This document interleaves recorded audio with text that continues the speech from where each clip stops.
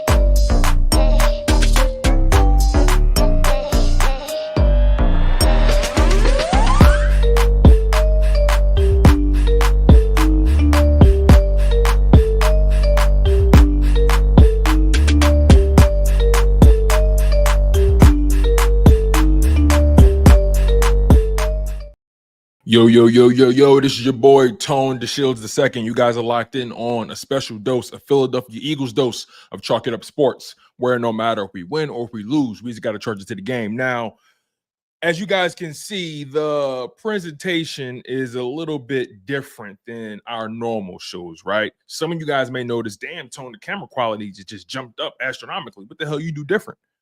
And for some of you guys who are listening, nothing really has changed. But for those of you who are watching the video on YouTube or watching on Spotify, whatever it may be, right, you'll notice that there is a difference between the camera that I'm using right now. My iMac, for some reason, is acting up. I don't know. I don't know what's going on. I gotta tap in with that. But right now, I'm using my MacBook, and I'm using a different camera attached to my MacBook. I'm actually using my iPhone camera. I'm using my iPhone camera for my MacBook.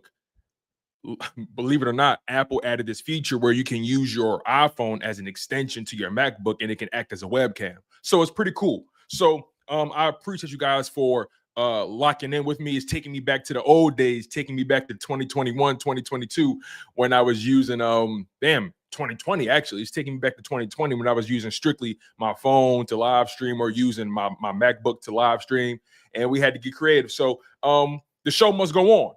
The show must go on, and I can make an argument that the camera quality actually looks better like this than it does any other time. I'm pretty sure you guys would agree. So, I appreciate y'all, man. I'm noticing all y'all comments, and y'all comments got me cracking up, man. Shout out to you guys, man. I appreciate y'all. Shout out to my man K Order Green. She had the Ace Boogie, Infamous 2K, Dank Bird Gang, War, Tory, what's going on? Jorge Mendoza, what's going on? Chaotic Fanny, Ace Boogie. Yeah, the Eagles fan. The Eagles fan, what's going on, sweetheart? How y'all doing? Hope y'all doing well. Miss Nina, how you doing? How you doing? Hope y'all doing well today. So, as you guys know, we talked about it yesterday, and I'm going to deliver. We're doing a call-in show today. A call-in show. So, I do a lot of talking. Y'all hear me vent. Y'all hear me go crazy every single day, damn near, talking about your Philadelphia Eagles. Y'all hear me go fly off the handle sometimes. And I was off the wall yesterday, I will admit, but I meant everything I said. I meant everything I said, but sometimes I can be a little bit brash or a little bit abrasive. But today we will be having a call-in show, and you guys will be the stars of the show. You guys sharing your opinions with sharing your opinions about your Philadelphia Eagles with me live on Chalk It Up Sports. That's what we're doing today. So you guys, don't be shy. Don't be coy. You guys usually have a lot to say in the live chat, in the live stream. So chat, I'm going to drop the call-in link. We're not going to waste any time. We're going to be live for about an hour, depending on how many calls we get. And yeah, I want you guys to be bold. I want you guys to be confident when you go live with me. All right? No pressure. No pressure at all. All you got to do is be you. All you got to do is be you, man. And again, man, you ain't got to be all eloquent and elaborate. It's just I just want to talk to the people. I got to tap in with y'all. To find out how y'all feel about this upcoming game. The Philadelphia Eagles face off against the Washington Commanders this Thursday. Tomorrow on Amazon Prime, Thursday Night Football. It's going to be really, really exciting. I really can't wait for the matchup. You know, my blood is boiling. I'm over the moon about it. I really can't wait until this thing kicks off. So make sure you guys lock in, man. I can't wait to talk about it with you guys as well. All right. So the call-in link has officially been dropped. The call-in link is there. So all you got to do is click the link. Once you click it, you type your name in. You click join stream or join the show, and you'll be good to go. Like I said, man, I do a lot of talking. You guys know how I feel about this matchup already. You guys know how I feel. I think this is a matchup of the year. I think this is a matchup for the year for both organizations. I think both teams are looking to prove how real they are. Because when you look at both teams' schedules and who they played, both teams can make an argument why they're legit. Some people can make an argument why there's still some questions surrounding both teams. Once again, when you look at both team schedules and who they played, I don't think one can definitively say, oh, this other person didn't play anybody and vice versa, right? That's what I think. I think both teams have a lot to prove, nonetheless. Now, granted, I personally believe that the Eagles have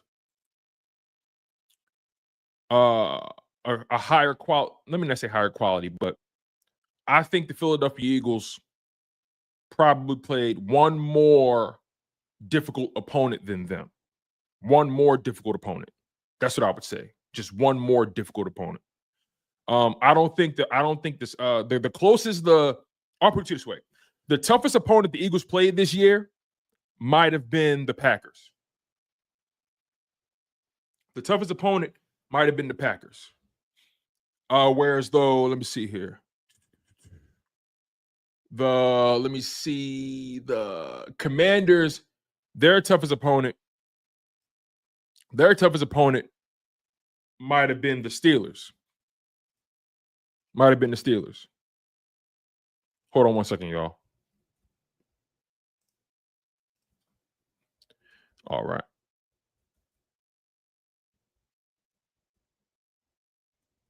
Hold on one second. I want to make sure I'm checking something out. Okay. All right. So, again, I think both teams have to prove themselves. I don't think it's as simple as, oh, yeah, the Eagles just going to do this or the Commanders just going to do that. Of course, fan bases are confident, and they're supposed to be confident. They're supposed to feel good about their teams, right? That's how it's supposed to go. But the reality is both of these teams have been doing very well this season. Both of these teams have dominant wins on the resume. Both of these teams have quarterbacks who are playing at a top level. Both of these teams, how can I say this? Have coaching staffs that are doing everything possible to maximize the quarterback as well. I do believe the Eagles have the edge, though, from top to bottom. You can go player for player. I don't think there's. I'm trying to find the edge the Commanders have. I'm trying to find the edge that they have. And I don't think the Commanders have a clear edge in this game. I just don't. And word is that Marshawn Lattimore will not be activated for the game. So it's going to be fascinating to watch. It's going to be really fascinating to watch. Again, both quarterbacks are playing at a high level right now, a high level. So you're not going to see me on here and lie on Jayden Daniels or lie on the Commanders. They're playing very well. Their defense is behind their offense. Their offense is significantly ahead of their defense, if you ask me. Their offense is playing at a top 10, top 5 level. Their defense is kind of playing at a mediocre level. And I don't mean that disrespectfully. That's just me going off what I've seen, going off of what the numbers are saying. That's just the reality. The Eagles, their offense is playing at a top 10, top 5 level. Their defense is playing at a top 10 level as well. So again, both teams are doing what they're supposed to do. The Commanders are 7-3 on the season. The Philadelphia Eagles are 7-2. This matchup, and again, I know when I said this yesterday, a lot of people felt like, damn, Tony's kind of premature. It's kind of early. But I feel like whoever wins this game wins the division. That's my bold prediction. Whoever wins this game will win the division. And I got a super chat real quick. By the way, we do got some people lined up to come onto the show. I can't wait to chat with you guys. I'm going to bring you guys up very shortly. Give me one moment here. I'm going to get to the super chat, and I got you covered. Green Wingman, shout out to my man Greeny. He says, although this game is important for the division, the Eagles still have the Steelers and Ravens, both teams that Commanders have lost to. That's a good point. It's a very good point. The Eagles' remaining schedule is a bit tougher than the Commanders' remaining schedule. That's a fact. So the Commanders, if they win this game, they have a clearer runway than the Eagles do. The Eagles have a more uphill battle. If the Eagles win this game, all they kind of have to do is just take care of business and win out. Take care of business and the division is theirs. But again, nothing is locked in. But I believe whoever wins this game will win the division. That's my bold prediction, and I'm sticking to it. Thank you, Greeny, for your super chat, man. I really do appreciate it. All right. Without further ado, let's get to these call-ins, man. Like I said, we ain't gonna waste no time. Let's get to it. So let's see who we got here. All right, first up, we're going to bring in, I want to say this is Sean Robinson. I don't know if Sean Robinson's ready, but we're going to bring up Sean Robinson. Let's see what we got here. All right. Here we go. The first caller is in. Hey, man. How's it going? And you there? You got me? Yeah, I'm here. Hey, what's going on, Sean? I'm doing well. How about yourself? I'm doing well, man. I can't complain not one bit. First of all, thank you for being a guest on Talking Up Sports, where no matter if we win or if we lose, we just got to charge it to the game. I'm really grateful for your time. Really grateful that you took the opportunity to chat with me. Like I said, you guys are going to be the stars today. So I just want to get y'all perspective on this game. I'm going to pick your brain a little bit, ask y'all some questions, and we're going to have some fun. So, Sean, let's just get right into it, man. All right. Right as of now, as of today, how do you before we even get to the matchup, right? Yeah. How do you feel about your Philadelphia Eagles as of today, November 13th? How do you feel about this team right now? It's different. It's different than it was last year. This defense is ridiculous, playing on its head. You know, I have so much confidence in this defense. I really don't have to even worry about our offense if it's spotters or anything, because I know our defense is always going to show up every week. And it's been for the past 5 weeks since the bye. They've showed up. They stand on their heads every single time they get a challenge. So that's how I feel. You know? Yeah. I would have to agree with that. Defense. The offense has put the defense in some tough situations throughout the season, and the defense, for the most part, has stood tall. A couple moments I can think about is most recently, right? Jalen Hurts fumbling in his own territory. Defense stands tall. Jalen Hurts throws an interception. Defense stands tall. Week 1 against Green Bay, you turn the ball over in your own territory twice. Defense stands tall. So there are many occasions when this defense has definitely bailed out the offense, especially when they've had slow starts. So you bring up a very good point. Is there anybody on that defense that you're loving right now? You know, in your own opinion, who's really taking this defense to the next level? Bond. Bond has. I mean, we don't have a linebacker. We haven't had a linebacker like him in years. So, you know, he's the linchpin basically. I mean, I get Cooper DeJean and the rookies, they're doing well too, but I feel like this defense doesn't go unless Bond's there. That's a good point. The good thing about Bond is he's very versatile. He's instinctive, and he's patient. He doesn't overreact to what he sees. He's very disciplined. He frees up Dean to play the way Dean has to play. Yeah. You know, he frees up a lot of people. Very good point. Very good point. Another person I would probably throw in that category who's taking his defense to another level is Cooper DeJean. Yeah. This team is really led by a lot of young guys who have really, brought some credibility to this team. I mean, I know a lot of people were nervous about leaning on rookies this early, but I was all in on the youth movement. What about you? Yeah, 100%. As soon as I wanted Cooper DeJean, I jumped for joy when they drafted him because I'm like, I wanted him over. Well, not Quinyon, but I didn't think Quinyon was going to be there. Right. And I'm like, who's the next guy? And I'm like, that guy is the one I got.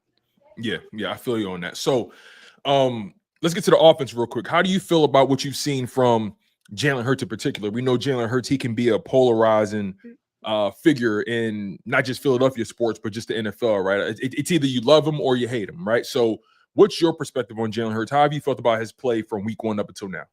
I'm a Jalen guy, so I'm always pulling for him to do well. Mm-hmm. I mean, you're my quarterback. I'll always pull for you to do well. I like the guy, I like his personality, the intangibles he brings, the leadership he brings onto the field. Mm-hmm. It's unmatched. I agree. I agree. So let's get to this matchup, man. Eagles Commanders. This is the game that we've all been looking forward to, and I think each and every week this game, the gravity of it has gotten heavier and heavier and heavier because the Commanders have proven that they're significantly better than people thought they would be. They're ahead of schedule. They are an ascending team right now. New ownership, new coaches, new front office, damn near new entire roster, right? They made a ton of moves, and so far, so good when it comes to their quarterback, Jayden Daniels, who's definitely going to win Offensive Rookie of the Year. I don't think that's a conversation, but yeah. Give me your tale of the tape. Give me your perspective on how you view the Washington Commanders, and should the Philadelphia Eagles be concerned? They're a solid team. I think they're playing well ahead of schedule. I think as much as I can see, Daniels has been just playing. You know, he feels like he's been in the league for 5 years now and playing like he's just accurate. I mean, I remember watching him against the Giants and him hitting Terry McLaurin on a laser, like on a fucking the ball didn't even go off 10 feet off 10 yards off the ground and hits him into the end zone. And I'm like, that's a professional throw. He is a rookie, but he's gonna hopefully, I'm hoping he has that growing pain kind of thing. He didn't play well last week as well as he has previously, but Steelers have a good defense.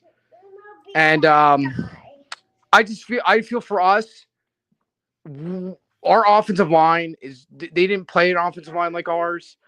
We're going to be able to run the ball on them, and I think that's going to open up the pass for Jalen to put dots on all over the field. Sounds good to me. So let me ask you one final question before I get you out of here, Sean. Once again, I appreciate you for locking in on the content the way you have been, man. Just sticking with me. I know you guys have a ton of options, but you still kick it with me here at Chalk It Up Sports, so I really do appreciate that. So give me some predictions for this game, right? Give me a score prediction, give me a bowl prediction, and then give me your keys to the game. We'll go score. I think the way we've been playing, I'm going to say 34-17. Kind of around that Cincinnati kind of game that we're going to have. Wow. You think so real quick, just to challenge you a little bit, you think the Eagles defense is going to hold that red hot offense to under 20 points? Well, we faced a red hot offense in Cincinnati when they were playing. That's true. So, we stood on our heads then, so why wouldn't we do now? I mean, no offense to Terry McLaurin, he's a good wide receiver, but he's no Jamar Chase. And we shut him, quote unquote, shut him down. Right. For the day. Hey, listen, I love the confidence because at the end of the day, right, I'm right with you, man. I think this game is going to be a tough game, but I got the Philadelphia Eagles winning. I'm going to give you guys my score prediction towards the end of the show. But I'm with you. I have the Philadelphia Eagles winning this game as well. I just think when you really go top to bottom, player for player, it's going to be a tough game for the Commanders. When you saw them play against the Steelers, even though they lost by 1 point, there were moments in that game when you said to yourself, "Come on, Pittsburgh, you're kind of playing with your food a little bit. Crack this game open." I agree. They fumbled in the red zone, and again, right, the Commanders forced that fumble. They get credit for that. So I thought his forward progress should have been stopped, but I feel like the whistle. I feel like the league has kind of been very inconsistent with their forward progress, and the whistle and things of that nature. But nonetheless, though. I agree. I think the Eagles do win. Now, give me your bold prediction, right? That can be anything that happens in the game. It doesn't have to be realistic. It could just be something that you're hoping for, something that you will. 200 yards rushing by Saquon Barkley. Ooh, 200. 250-yard touchdowns. 200 yards rushing, and he has 2 50-plus yard rushing touchdowns. Yeah. Oh no, you talking crazy? Blow it open. Sean, I love it, man. Sean, I love it. All right, listen, I really do appreciate you. I appreciate the love you've shown to the program, my man. Yeah. Great first guest, man. Great first guest. Sean, you take care, my friend. You too. Thanks for having me. Yes, sir. Yes, sir. That was cool, man. Shout out to Sean. That was a good one, right? That was a good first guy. That was a good one. I appreciate Sean for coming on. Let's get to the next person, y'all. Let's keep the momentum going. So let's get to Janaea. Janaea was waiting for a long time. Let's get to Janaea. All right, we got Janaea in the building. Janaea, are you there? Yes, I'm here. Hi. All right, let's go. First and foremost, welcome to Chalk It Up Sports, where no matter if we win or if we lose, we just got to charge to the game. I'm really grateful to you for taking the time out, having the confidence to come on to the platform and speak your piece. So let's get right into it. Let's not waste any time. Yeah, I've been watching for like literally over a couple months now. Like I'm really a huge fan. Wow, I appreciate that. I really do appreciate that. You know, it's funny. Whenever I hear people say, "Oh, I've been watching you for this long or that long," it always means a lot to me because, you know, at the end of the day, again, y'all got so many options. And when people say, "Oh, I've been watching you," are you my go-to? You know, I roll with that. I appreciate that. Yeah, So only reason is because in Philly, the media it's a bunch of Debbie Downers. And honestly, I respect it because I do like being realistic and being logical. And you have to be realistic with our team because if we act like we did last year, we're gonna be kind of heartbroken at the end of the season. Janaea, So we gotta take it step by step. So when I listen to you, you are realistic, but you also I guess I feel like you're the confidence that we need, like for as far as media, because they don't really do that for like they talk like whenever I hear other media talk about our team, they try to give us backhanded compliments, and that's what I feel a lot. It's like, yeah, I understand you want to say that we got to be realistic, but you don't gotta downplay our quarterback or our running back or our defense. Like you don't gotta do that. Like you can just say that we are taking baby steps. We're moving towards where we want to be at. But like you don't gotta say but you did play the Browns. You did play the Jags. right. You did play the Cowboys. I don't care. The Ravens played the Browns and they lost. The Falcons played the Saints and they lost. That's so true. It's just like everybody has teams that, regardless of where we are statistically, you still have to go play the team and beat them. And everybody can't say that, but we can. And also, divisional teams are usually close. The divisional games are usually close because they play them every year, so they kind of know them like the back of their hand. The fact that we blew out both of our divisional teams by more than 20 points, I think we blew the Cowboys by 28, and then the Giants by 25.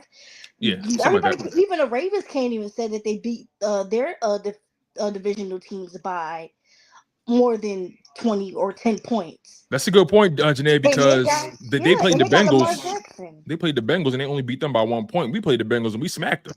That's what I'm saying. And I'm not even the thing is we play our division rivals. When they play their division rivals, it's close and it's a nail biter. Like that game that they played last week on Thursday night. We thought the Bengals were gonna win. But it just didn't happen. With us, you ain't have to worry about us being in a nail biter with the Giants and the Cowboys. We sat our starters in the fourth quarter. We let the backups play at the fourth quarter because we was done. And that's even with the slow starts and not having the scripted plays go as well as we wanted them to go. So it's just that's how I feel. But on to bigger and better things. I like it, Janaea. So let's do it. I love how you came out hot because at the end of the day, it makes my job way easier and it makes it that much more fun. So like you said, let's get to it. So this game, right? I mean, clearly you're confident about the Philadelphia Eagles. Clearly you feel good about them. Yeah. Give me your perspective on this upcoming matchup, right? Eagles, Commanders, both teams are playing very well. They're jockeying for the lead in the division. Just give me your perspective on Washington and what they've shown you over the past several weeks. I'm not gonna lie. I don't believe in the Commanders. Really? Why not? I don't. I understand. I'm so happy they finally got a quarterback. They finally had somebody to believe in. But you gotta we've been here. We've been doing this. This is not new to my team. We've seen rookies come up and have a great year, and also this is new for them. This is literally their RG3 2.0 for them. So I understand, but I don't see it. They got the same defense that they had last year. This is nothing new to me. And we got better than last year. We still swept them last year as bad as we were. I'm just letting you know that. As bad as we were last year, we still beat them twice. You make a good point. You make a good point, Janelle. You make a good point. But all of a sudden, and I understand they addressed some issues during the trade deadline, but the people that they got, they're not gonna be on the field tonight. Tomorrow night. So it's just like, like I said, I'm happy for the quarterback. I'm happy that they finally got somebody to look forward to in the future. Now, I'm not gonna say that it's not gonna be a great rival for years to come, but tomorrow, that's not the game for them. That's not the game. That's not the one. That's not the game. That's not the game that they want to look forward to. They're coming to Philly. Everybody's healthy. But they're confident, Janaea. They're confident. They're confident. Who? Commanders? Yeah, they're confident. They can be confident, but who? Let's not even talk about it. Who defense you taking? The Commanders or the Eagles? Let's just start there. I'm taking ours. Let's go to offensive skill positions. Are you taking the Commanders wide receiver room or the Eagles wide receiver room? I'm taking ours. Are you taking the Commanders running back room or are you taking our running back room?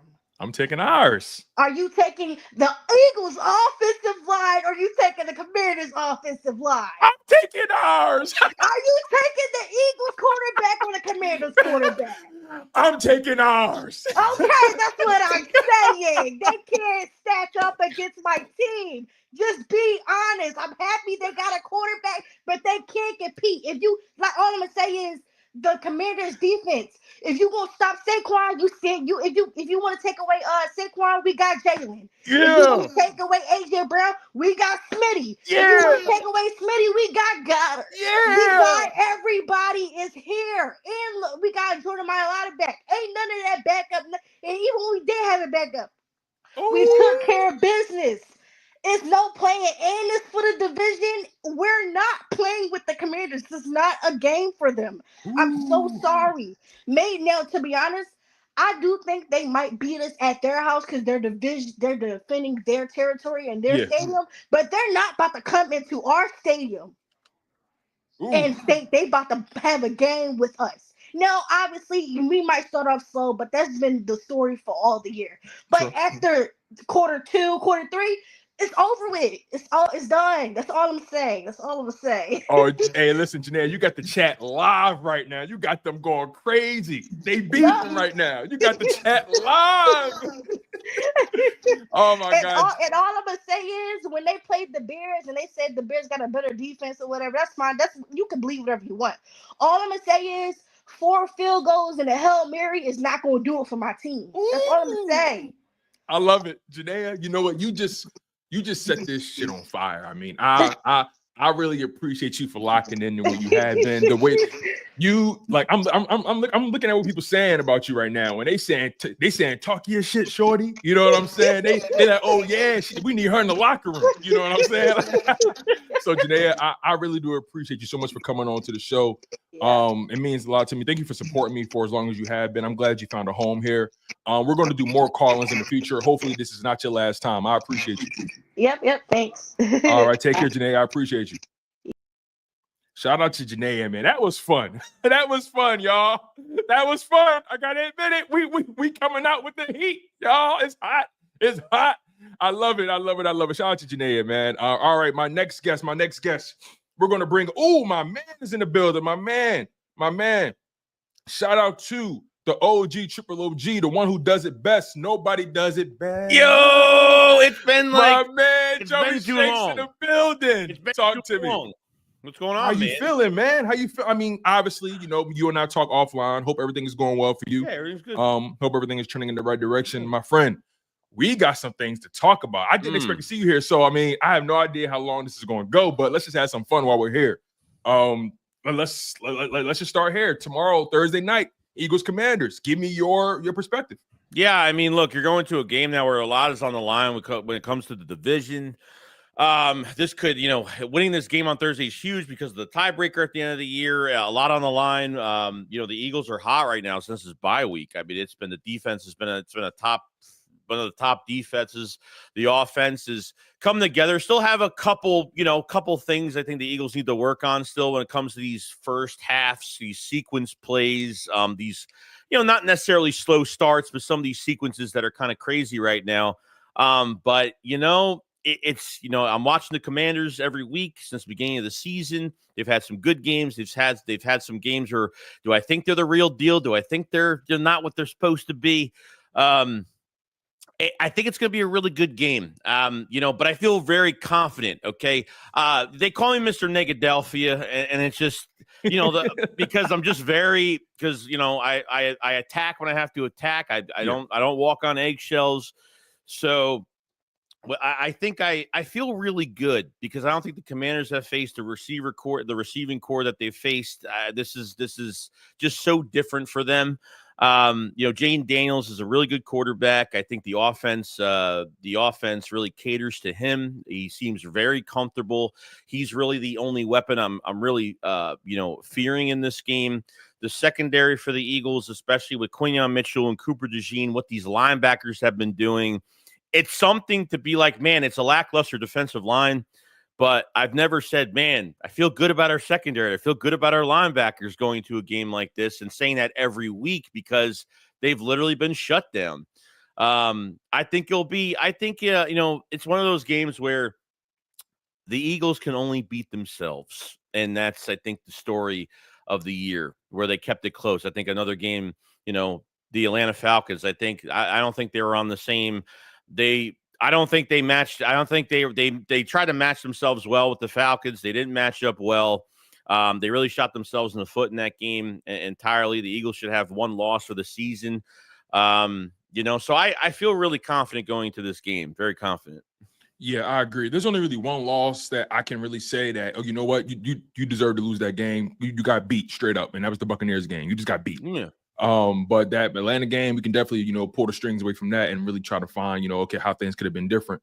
But you know what? I ultimately agree with you. I think the Commanders are a bit ahead of schedule because how good the quarterback is playing, like you said. And again, I'm not going to sit here and lie about anything. I think the Commanders are trending in the right direction. I think their coaching staff. I think they've cultivated a nice combination of coaches in that building. The front office is clearly on the same page. Everybody's moving in the right direction, and that quarterback coming in, playing as well as he has completely fast tracked their rebuild. And because they're 7-2, they're going for it. You still got them on a rookie deal, and we're going to find out just how good the Commanders are as an organization once it's time to pay that quarterback. We're going to find out how good they are then. Yeah. Go ahead. It's different. It's different for a team that literally pretty much new owner, new GM, over $90-something million in cap space, 18 free agents signed, and you had and they got, they were able to stick together, and really create something, a solid team this year. It usually is a hit or miss when you have all that money and you pretty much get rid of your whole roster and really rebuild it again, and it seems like it's working. So you don't normally see that, but it's Dan Quinn's been a hell of a head coach. They have a good defensive coordinator. Kingsbury's been fantastic over there. Yes. I think that fits, it fits Jayden Daniels' skill set. So it's really all towards that quarterback and they build around him nicely. So yeah. Give me your perspective on the state of the Philadelphia Eagles. I know we talked about the defense and everything, and obviously the offense is what it is, but let's just pull some of the layers back. I mean, Jalen Hurts, his first 4 weeks, he was up and down very much. The turnover bug was still on him. A lot of us had concerns that last year's issues were going to just carry over, and it was looking like that was going to be the case. And then they get to that bye week. Whatever they did, it's working now. Clearly, it's looking like they've I don't want to say simplified the game plan, but it seems like they're doing more with less. And what I mean is they're for one, they're more balanced. And I always feel like Jalen Hurts' sweet spot from a passing perspective is between 20 and 27 attempts. I've always felt like that's his sweet spot. If he goes beyond that, things get a little wonky. And I just feel like they've cultivated the perfect situation for Jalen Hurts to thrive. And I don't think that should be a slight at all. I feel like every coaching staff should be doing everything possible to make sure their quarterback is in a position to optimize their skill set. So give me your perspective on how Jalen Hurts has fallen and risen back to, I don't want to say the good graces of the national media because they still doubt him, but just give me your perspective on Jalen Hurts, from week 1 up until now.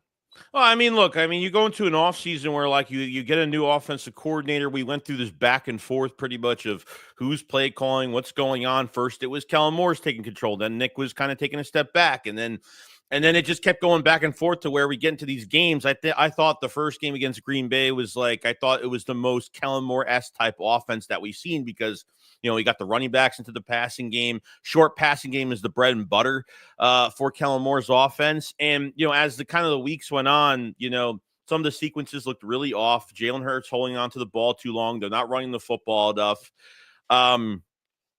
So it's once they got to that bye week, it was like, well, we're going through another year now of asking who's calling the plays, who's doing this, who's doing that. And it's just getting so annoying. And I hate talking about the same thing every single week to question this. At least if we know who has control of everything, we could put blame on somebody. And when Nick would say that he's not a part of it, then he would say that, oh yeah, here and there, I take control of the offense here and there. Then it's third downs, then it's fourth downs, and then we're playing good. And then it's the Jaguars game where he's so aggressive where, some of these decisions and take the points. And I get it. Like if you get a penalty on a 2-point conversion, you're going to be at the half-yard line. You're going to go for it. Nick's going to go for it 100%. But then the other part of me is you watch the Steelers-Commanders game, right? And the Steelers just fumbled so many opportunities and a bunch of 4th and 1s, never going for it. Obviously, the early punt, the early fake punt would have been a success, but that's you don't make that play. Boom. You gave the Commanders some momentum there. So, and I think Russell Wilson by the half, he was like under 50% completion percentage or something like that. So he really wasn't playing well at all.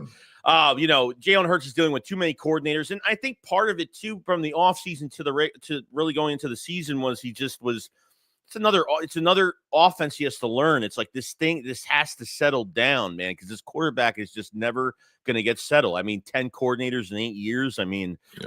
It's ridiculous. Yeah, I agree. But I think once that bye week came, the talks were happening. I was like, nothing's going to happen during that bye week. Why is he talking to Nick? If Nick's not calling the plays, why is he talking to Nick on the bye week?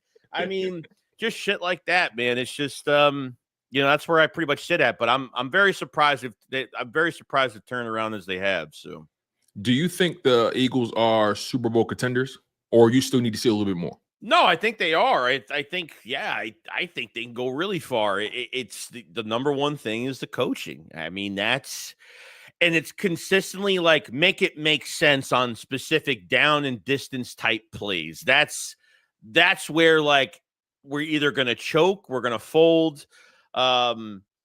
Those big moments and half of me is when I see Nick being aggressive, when I see other teams not being aggressive, when I see two teams I don't care about and they're playing each other and I'm sitting on the couch and I'm watching the game, I'm like, man, Nick would have went for it. And you know what? I miss, it's weird because when it's your team, you're nervous when the shit happens. So you're very nervous in those instances when it happens to the games like that. Right. We're watching other teams man, Nick would have went for it. And why didn't they go for it? So you're always going back and forth.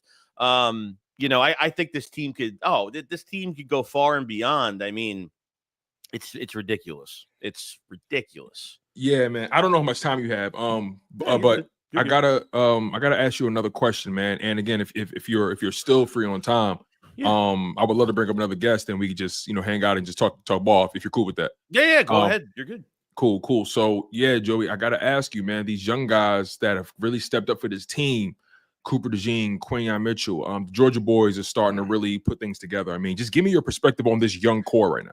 Look, I think this is a different year because the Eagles have put more compensation to their secondary, which the Eagles have never done. I mean, Quinyon Mitchell, Cooper DeJean, I mean, Vontae Maddox was a liability for so long. Once Cooper DeJean missed the whole offseason program, came right in, had to settle at that nickel spot. I think, and the weird thing about it, because Quinyon Mitchell has just been, Quinyon Mitchell's worst game this season is 23 yards against Chris Olave. I mean, it's a joke, dude. It's crazy to even think that.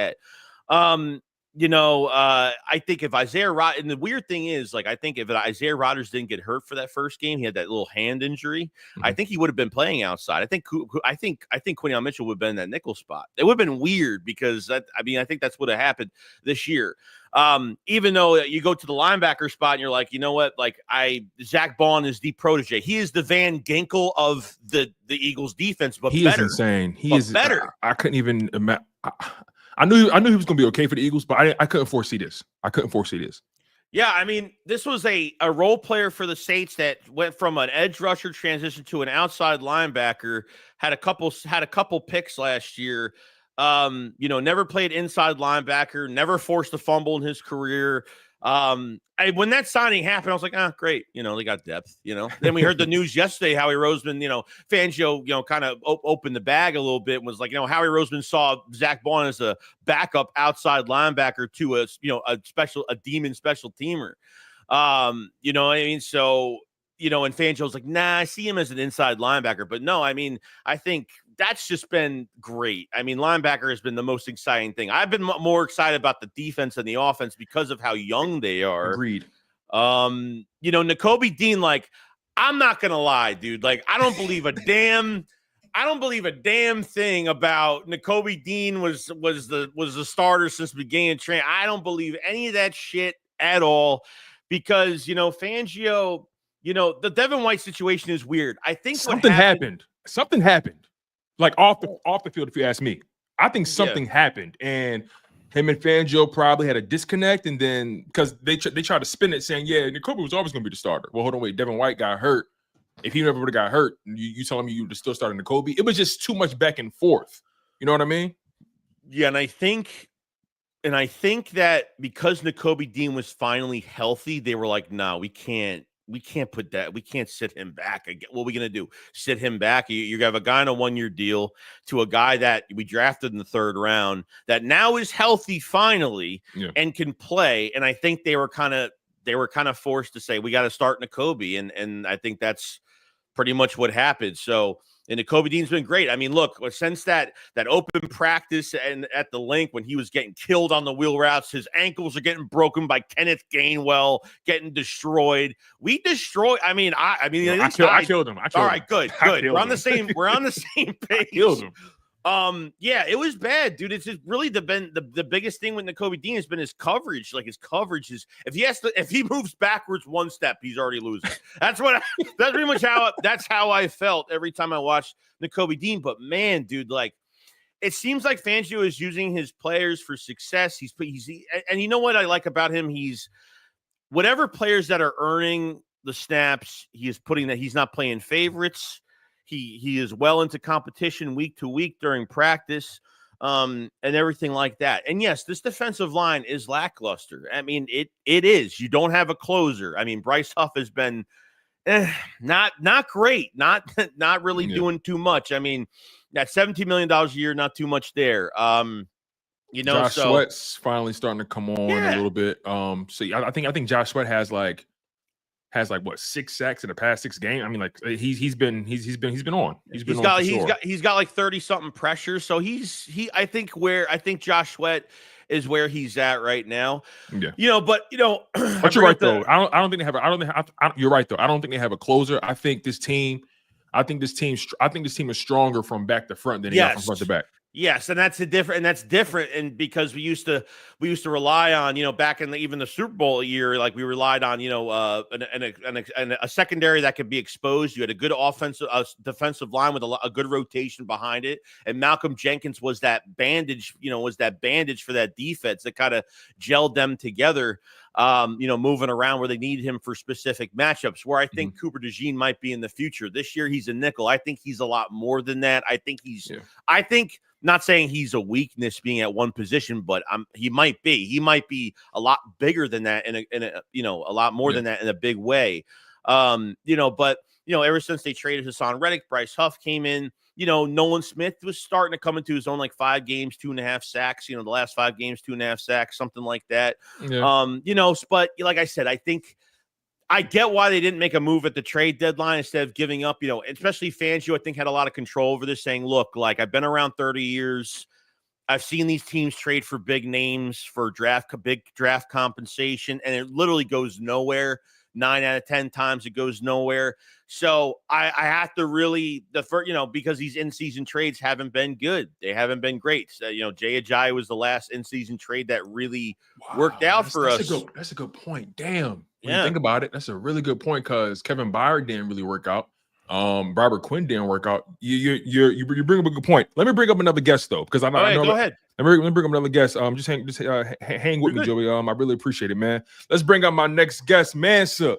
Mansa's in the building. Mansa, how you feeling, brother? What's going on, gentlemen? How we holding up? What's up, dude? We're doing good, man. I definitely didn't anticipate this, but I appreciate the love y'all been giving. We're gonna roll with it. We're gonna have some fun. So, Mansa, man, let's get right into it. First and foremost, I appreciate you for being here, man. I know you got a ton of other options. You could be watching Joey Shakes right now. He doing amazing things, but you kicking it with both of us. So God is good. You feel me? So it's a pleasure. So brother, let's get right to it, man. Let's start with Thursday night matchup, man. Thursday night football, NFC East rivalry game.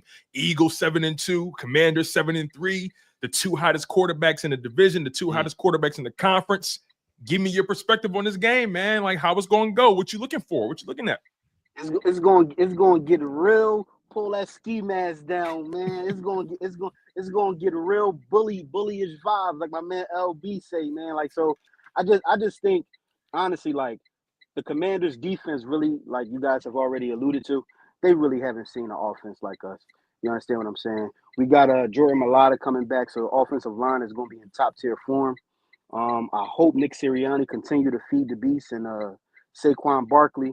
The sun was shining in Jalen Hurts' eyes a little bit last week. So yeah, man, he was a little off a little bit. So I give him a pass. But outside of that, man, I think we're gonna rip these guys apart. I don't think they have anything in their defensive back end that's actually gonna make us think twice. So if the game plan is to feed Saquon, rock with that play action, give Jalen Hurts a few quick throws so he can get into some momentum and get into a nice little rhythm, I think it's gonna be a tight game to start off. But if we do what we supposed to do, we're gonna crack it open. Third quarter, we're gonna crack it right on open. That's interesting because we've definitely been a second half team more so this year than we have been a first half team. Exactly. And the defense has kind of been keeping the game within reach, and then offense just blow it off the hinges. So you do bring up a good point though, but I do got to push back because again, I want to make sure that we are showing some level of reverence or respect to the opponent, right? The Commanders, they pushed the Steelers to a tough game. They pushed the Ravens to a tough game. They put up points. Their offense is top 10. I think their offense is top 5. This young quarterback is showing that he can ball. Now obviously, he has a whole career to play, and anything can change.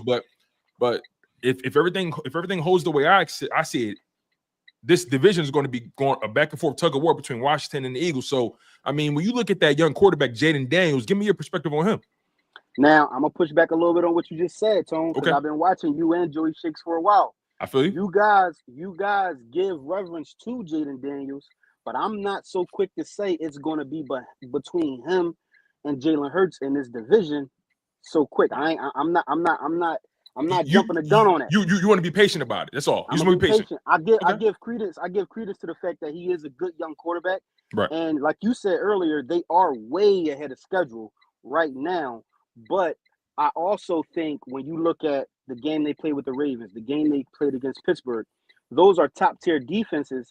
And I don't think they have that killer finish mentality yet. I don't think they have that mentality where to your point about Baltimore, Baltimore's defense is actually one of the worst in the league because of their pass defense. So they actually had the luxury of going up against a Baltimore defense that isn't what it was. So that's a good. So you may be onto something. When you look at Chicago, they had a little issue with Chicago, and they had to pull off a miracle in the Meadowlands in order for them to win that. You know what I'm saying? So right. It's like I'm not really going to give them too much credit, but a win is a win at the end of the day. But I just when I look at them, I just try to temper my expectations for their offense. Their defense run around a little bit, and I can respect that, but that offense, they don't finish. I mean, against Chicago, what they had 4 field goals, and who did they beat with like 6 or 7 straight field goals? Like, I think that was Chicago. They kicked 6 field goals, no touchdowns. And you guys both know, y'all been covering the Eagles for a while. This me as a fan, I've never felt confident about our defense in the past 4 years. Confident where we go into a game and I'm like, oh, all right, yeah, we're gonna handle business. Never. I don't care if it was Gardner Minshew he was going up against. He's going to still put up 275 yards, and he might get 2 touchdowns. My bad. It was the Giants. It's my bad. It was the Giants. They did that too. Giants. Okay. My bad. The Giants. Okay. But yeah, like I'm totally confident about this defense. Could we use a Hassan Reddick to really finish games? Of course. But I feel like they want to do more of a committee type of pass rush to where as though we're not relying on one guy to get home. And in my opinion, it has its pros and its cons using that, because you're not really like sure that Hassan Reddick gonna get around that corner. You're not sure that if we had a Max Crosby, he's gonna get around that corner. But it's like if you got my man in the middle, I forgot his name, Jalen Carter. You got Moro Jomo. You got Milton Williams. You got Brandon Graham. You got my other man Sweaty on the other side. These guys, they running all day. It's interesting. You do bring up a good point. Like, it's funny. I said this before the season started. I said this year, I don't think this is going to be the year of like that having like that guy that has 15, 16 sacks. I think I feel like this is going to be a committee approach, and that the pressure and the sacks aren't necessarily going to be generated because of talent. It's going to be generated because of scheme and how they move guys and who they send, and just trying to make it complicated for the quarterback to diagnose what he's seeing. So I definitely agree with you on that, and that this goes to the point Joey made earlier about how they didn't make a move at the deadline, because they're probably Howie and Vic probably looking at this defense saying, hey, Howie, I know this is normally make a move, and I know we probably could pull the trigger on somebody big, but trust me, these young boys is coming and they cooking. These guys gonna be ready when it's time, and they are trending up, and they trending up fast. And this is the last point I'm gonna make before I let y'all do your thing. For sure, man. So I appreciate you being here, man. We're You already know, man. I appreciate y'all. Y'all doing great things. Look, this defense might make Howie reevaluate how he builds defenses. Because we're having success with the brunt of our talent is on the back end. We're still getting some sacks. We're simulating pressure, and we're blitzing at a higher rate. And we still have, last I looked, top 5 defense, top 2 or 3 in some areas. So I do think, just like, even though Saquon is a generational talent, Howie isn't going to change his he's not going to change his spot, so to say, when it comes to drafting or signing running backs. But when you look at building your defense with very good defensive backs and some good pass rushers, he might have to reevaluate that, because we still producing at a high clip, and our defense hasn't been this good with his philosophy. Yeah, that's a very good point. You may be onto something though, because again, the draft. Who the last time we took two corners back to back was what the Lito Sheldon Brown draft, I think. So like that as a matter of fact, I think we took 3 DBs back to back in that draft.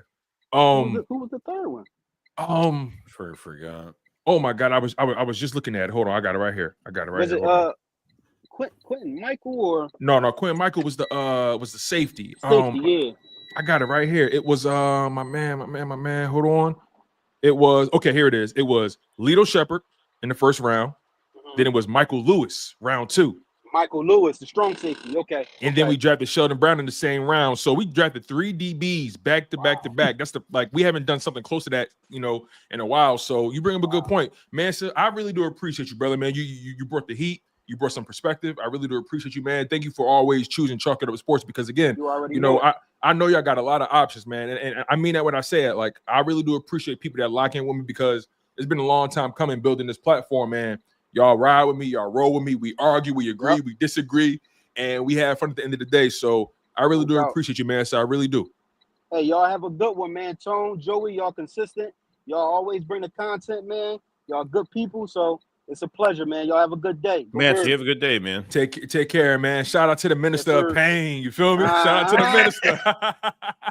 Shout out to him, man. I appreciate, man. Yeah, I mean, go ahead, Joey. If you really look at it too, like even the draft, dude, like I think what really helped too is like there wasn't a defensive player taken off the board till like the 16th pick, 15th pick, something like that. I think that really helped, even though the Eagles still had to move up to go they had to jump in front of Green Bay to go get Cooper DeJean. That was, you got two first round talent. You have a first round talent in Cooper DeJean on this team right now. It's crazy. For sure.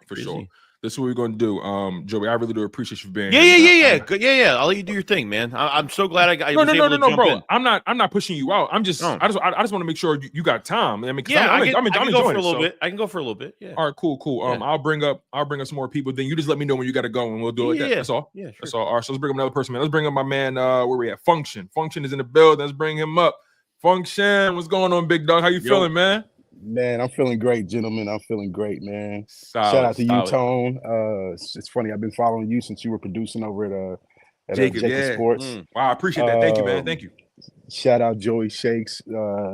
Pretty much, man, the entire Eagles content creator community, man, from LB to Simone to Philly 500 to I can't think of it's a lot of people, man. Philly Mike so and people, Bird Gang and Philly the podcast, Eagle Owl, Philly Talk. You know what I mean? It's so many people, and I never mean disrespect whenever I forget people's names or forget because there's so many of us doing it and doing it well. So like I feel you on that. So Function, let's get right to it, bro. Like Eagles Commanders Thursday night football, 7-2 Eagles, 7-3 Commanders, jockeying for position. It's a big game, man. I'm under the impression, and this is a bold prediction from me and only me.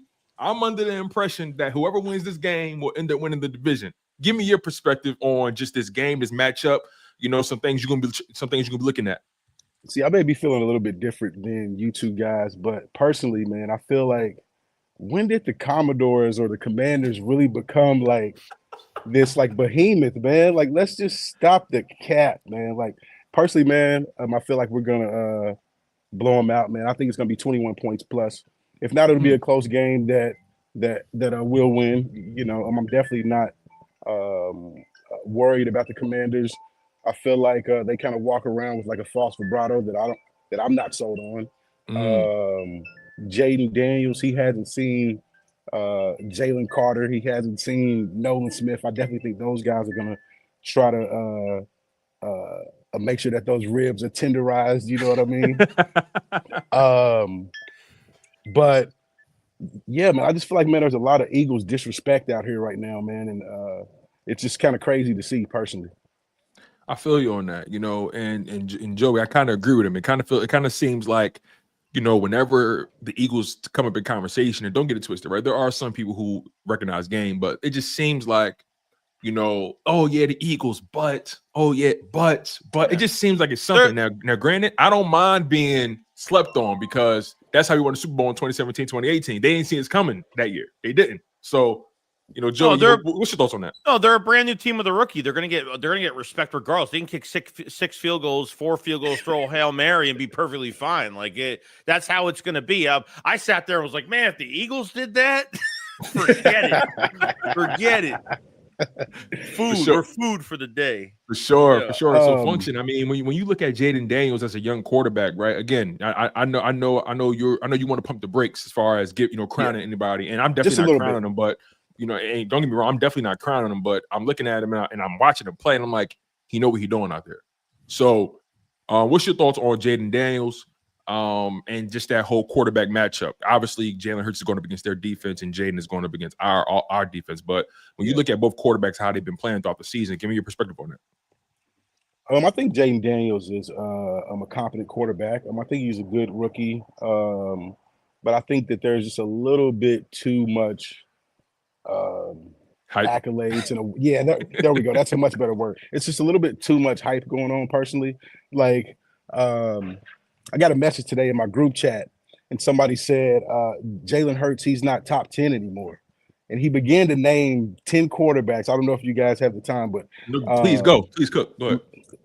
Lamar Jackson, Joe Burrow, Josh Allen, Pat Mahomes, Jared Goff, Baker, CJ Stroud, Daniels, and Purdy. You know what I mean? So it's like, at what point does the national media start to kind of take the blame at this? Because honestly, man, I feel like, there's a lot of sheep out here. You know what I mean? Cool, but I definitely feel like the general fan is just getting beyond itself, just comparing Jalen to, these quarterbacks who, quite frankly, they're just not on this level statistically, or if we're just talking, wins or just stature within their own organization. You know what I mean?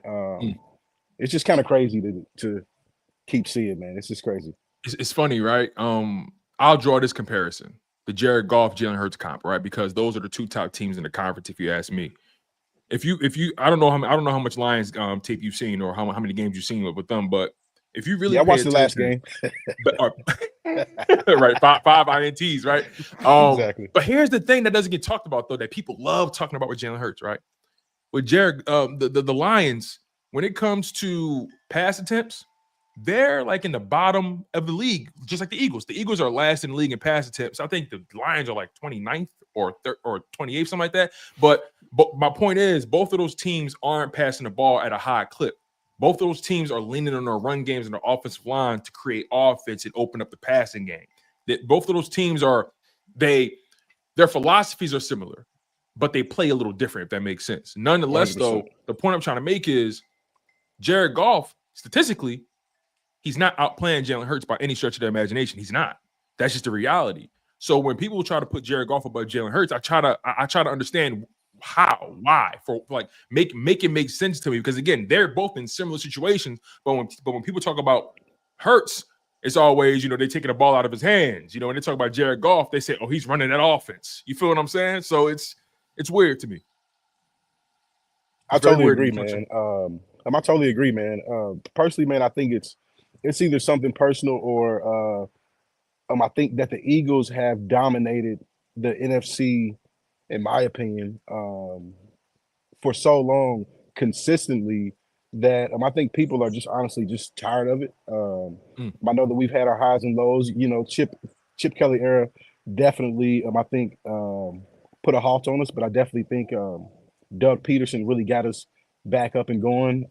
And Nick Sirianni, to be only honest, he's just a winner. Unfortunately, he does act like I'm an Eagles fan, which is why we love to hate him. You know what I mean? Or hate to love him. But I definitely think that Sirianni, as much as I am critical on him, I definitely think that he's the right guy for us, just to be completely honest, because we're not the most easy fans to get along with. But I do think that we're super passionate, we're super knowledgeable, and we're not just cheering the team on just for the sake of cheering the team on. You know what I mean? Like, we want results. And really, I think that we've been able to kind of get that. So, yeah. Yeah, it's like that unscripted episode, that we just saw this week where Sirianni was like, we won 10, 11, 12 games, been there, done that. He's like, I want to do some special shit. Right. Like that's, what I mean? Like, it's because, and I think the downfall that the Eagles had last year, I think, that's, I don't think it gave them enough respect to where that if they do good in this season, that downfall really didn't help last year. But this is a different team this year. This is different 100%. Than last year. The offense never had a dominating performance last year. They never did. We were waiting for it. Ugly game after ugly game. So I think Nick is good for the job. I wasn't on board with him for a while, from the offseason from last year to the offseason to a few games going to the year. I really wasn't on board as much. But yeah, I feel that. I feel that. Function, brother. Thank you so much for coming on the show. Thank you for having the confidence. Come on here and speak your piece, man. It means a lot to me. Thank you for thank you for being a supporter, for locking in. I know you got a lot of options, my friend, and you still choose me. You still choose to kick it with us. And that goes a long way, brother. So again, this Yeah. platform, this community, this ecosystem is nothing without you. Function, I always see you in the live chat, always active. So again, I just gotta give you your flowers and just tell you how much I appreciate you, brother. Yeah, man, appreciate you both of you guys, man. I definitely think y'all are top tier content creators, man. So just keep cooking, man, and I'll keep watching, man. Thank you, man. I appreciate that. Function, I'm gonna get you out of here, my guy. I appreciate you. Cool. Peace. All right, shout out to Function, man. That was good. That was good, man. Right. You know, it's the thing is, like, again, the bottom line is though, the Philadelphia Eagles, they have been one of the more consistent franchises over the past 20 plus years, or let's just say the 21st century, right? 2000 up until now. They've been one of the most consistent franchises. I think they have the most playoff wins in the NFC from for that entire span. I think so. And obviously, we only got one Super Bowl to show for it, but it's hard to maintain that level of consistency with an organization that goes through a ton of, a league that goes through a ton of turnover, right? People get hired, fired, whatever it may be. So, yeah, man, at times it can be frustrating when you don't win the big one, but when you think about it from a brand perspective, you got to say, you know what? I could be rooting for the Titans right now. Yeah, no, like I mean, with other franchises and what this team does, at least you have a GM that takes his shots. It takes those big moves, and there's a lot of franchises that don't do that. A lot of franchises take the cautious route. So it's going in a good direction. It's going in a good direction. I think the drafting is definitely changing. I think if Vic Fangio's here longer, or depending on what we have in this building by next season and years on, some things could change. And I think Howie Roseman has changed his philosophy on a few things. I think he paid a running back $12 million a year. I think that's a big one that he did. And I think he not making the trade at the trade deadline. And the next thing really is keep a linebacker in here long term. Don't turn this to another TJ Edwards situation. Because I feel like they're hitting the reset button every time. Every few years, we find somebody at linebacker, and then boom, they're gone, and then we're hitting the reset button. You can't I'm sorry, you can't. Opportunities like this don't keep falling on your lap. You cannot let Bond walk out the building. You just can't, in my humble opinion. I mean, the way he's transformed that linebacker room. Not just the room, the position, the way we look at the position. I can watch a football game and not worry about the linebackers for once in my damn life. Like it's. I know it's a different feeling. I'm going to bring up another viewer. Yeah, you know what, Tony? I'm going to go because I feel like I'm stealing your time here, bro. You're not stealing my time. I'm having fun. I'm enjoying it. The people are enjoying it, man. Like this was a pleasant surprise. But regardless, bro, you already know it's an open door policy, man. You and I got to do work anyway, though. I know. We'll talk soon. We got each other on Twitter, so we'll make it happen. I got you. All right. Have a good day, dude. All right, take care, my brother. I appreciate you. Shout out to Joey, man. That's my guy, man. I really do appreciate him. That was real fun. I didn't expect Joey to be here, and look, it turned into some good content for everybody. So this is what we're gonna do, right? We're gonna have some fun, right? We're gonna, the 3-window thing is kind of fun. So we're gonna bring more than one person up, right? This may turn into a little bit of a debate because the person I'm gonna bring up is the one y'all love to hate. The one y'all love to hate, the one that get under all y'all skin. I'm going to bring up my man, Infamous 2K, right now. Now, I don't know if you've the man y'all love to hate, the man that stay on my line saying, hey, Tone, hey, Tone, you saw that, right? Shout out to my man, Infamous. But also, this is what we're going to do. We're going to bring up somebody else, too. We're going to bring up my man, Anthony Kroback. Now, Anthony Kroback, he does a good job covering the game, covering the Eagles as well. So this is going to be really interesting to hear how this conversation goes, man. Shout out to Anthony. Shout out to Infamous. We got other people waiting in the background too. My man Rome, I got you next, and we got Big Dog Reese coming up next too. So we're gonna have some fun while we're here. But regardless, Anthony, Infamous, I appreciate y'all for being here. Infamous, you know how we give it up. Eagles, Commanders, Thursday night football, 7-2 Birds, 7-3 Commies. I mean, who saw this coming? Let me start with Infamous, right? Infamous. My man, just give me your perspective on the Washington Commanders, how they built this franchise, how they rebuilt this franchise in such a short amount of time. I think number one, it starts with the culture that Dan Quinn brought to this team, right? Like when you have a bunch of guys, like I don't know if you ever played Madden Ultimate Team or anything like that. When you have the chemistry on your team your players are elevated. Your team plays for one another. That's a locker room theme that's been going on, right? This team plays for one another. We see the best players. Like, I mean, we got Dante Fowler, who's third in the league in sacks right now. He's having a reviving career, and he's like 30 years old. You know, he has 8 sacks on the season. So we're seeing guys overperform and being underpaid, quite frankly, because they're Mm. not making a lot of money. And it comes from that culture, that wanting to do it for the guy next to you, not just, because you want a contract like Michael Parsons or anything like that, right? So the thing is, that's the main thing, because a lot of the guys we sign, like Bobby Wagner, he's only here for a year. Eckler is here for, I think, 2 years, 2-3 years. And then the rest of the guys are younger guys like Mikey Sinister, who's a rookie.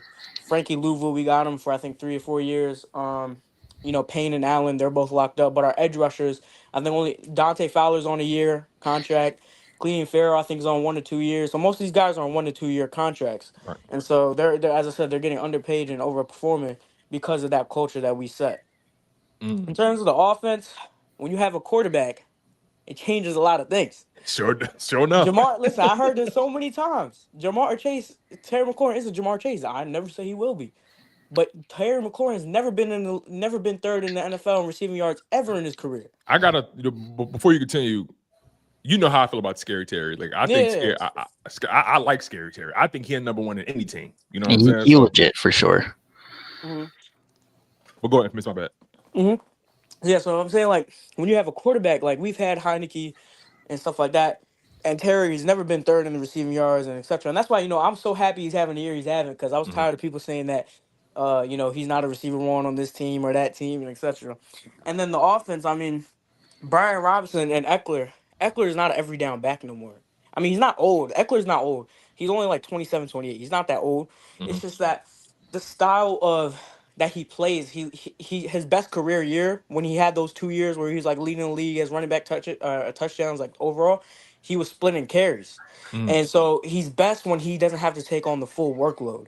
And so and that also helps Brian Robinson, because I call it thunder or lightning. We got thunder with B-Rob, who's gonna give it to you, and then lightning with Austin Eckler, who's a little more shiftier and stuff like that. So it's a perfect balance. But also mainly, the biggest thing about our offense is the offensive line, dude. I mean, Myles Garrett. Listen, this is a crazy stat. Myles Garrett and T.J. Watt have a combined 0 sacks, 0 tackles, 0 pressures. Both of them combined. Yeah, I think your offensive line is getting slept on a little bit. Yeah, our offensive line, and honestly, like last week, I'm gonna talk about the Steelers. I don't want to take too much time. I'll let Anthony speak after this, because I do want to talk about the Steelers game. But the or I don't know if y'all know this, but our left tackle and our right tackle, they rotate. They about split snaps. Wait, your left tackle and right tackle rotate with Our two other guys? Our left tackles, they rotate. They don't start the full game. Yeah. So we'll have Interesting. Yeah. What is that about? So what happened was, we drafted Brandon Coleman out the 3rd round, from TCU, the left tackle. Okay. But he got hurt and missed majority of camp and some of the rookie camp. And he missed, I think, majority, if not, I don't think he played a snap in the preseason. Right. And he missed, I think, the first game or the first 2 games. So he got hurt, so they were trying to work him up to speed. So what they'll do is they'll have Cornelius Lucas, who's a veteran, and he would start the game in, and then sometimes they'll switch out Brandon Coleman to get his feet wet. And then slowly but surely their snaps started getting equal. And then I think maybe 2 weeks ago, Brandon Coleman started the game, but they still had like very similar snaps. The last 2 games, Brandon Coleman's been starting because Cornelius Lucas was hurt. Okay. Sorry. Yeah, but Okay. Cornelius Lucas You're should good. be back for this game. So you are good. You are good. So Anthony, we got the lay of the land when it comes to the Washington Commanders. Now, I want to get your perspective on the Philadelphia Eagles and how they got here, right? In terms of, just how this season has been going, right? How they were talked about throughout the offseason and how last season went. I mean, just give me your perspective on your Birds today and how they got to this point, this 7-2 record, man. I mean, who would have thought at the bye week that we would be here sitting at 7-2 after how everything went down beforehand? The young guys that stepped up, I mean, a lot of it has to go to the coaching staff. I mean, a lot of people want to drag Nick Sirianni through the mud and say, oh, the Eagles coaching staff still sucks. But you look at coordinators, Kellen Moore, Vic Fangio especially, and the position coaches, especially on defense, that has been a world of difference, especially for the young guys. We're never known for developing young talent, especially on defense. Other than like 2022 when we had Denard Wilson. Yeah. But And he's in Tennessee, and that Titans defense is actually one of the better defenses in the league. Yeah, their passing defense is top 10 of the league. Correct me if I'm wrong, but we see the young guys with legitimate position coaches stepping up, like Nakobe Dean, the rookies Quinyon and Cooper DeJean. It's been a world of difference, and especially how Joey was kind of talking about before he hopped off, how Howie Roseman has kind of shifted his philosophy. You think of the Eagles defense as the front four is going to go get the quarterback and everybody just kind of has to hold on. It's the opposite. And it's just a pleasant surprise to kind of see that competent linebacker play. They're able to cover the middle of the field. They're not getting cooked like Nicholas Morrow was last year. The secondary is playing lights out. And it makes me feel good. The offense, Nick Sirianni just has to keep his grimy hands off at times, in my opinion, because when we start getting the run game going, it's easy. It's easy for the pass game to get off, and it just makes me feel good knowing we have the legit. Oh, hold on, my bad.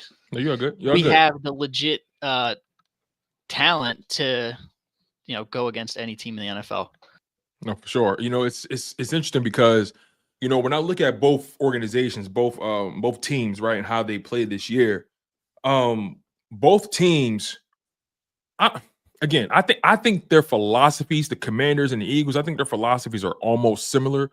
They want to get their running game involved. They want to lean on their offensive line, their running game, so they can open things up for those quarterbacks. And then both quarterbacks are dual threat. They can break your back for a 20, 15-yard run. Both quarterbacks can score with their legs, can score with their arms.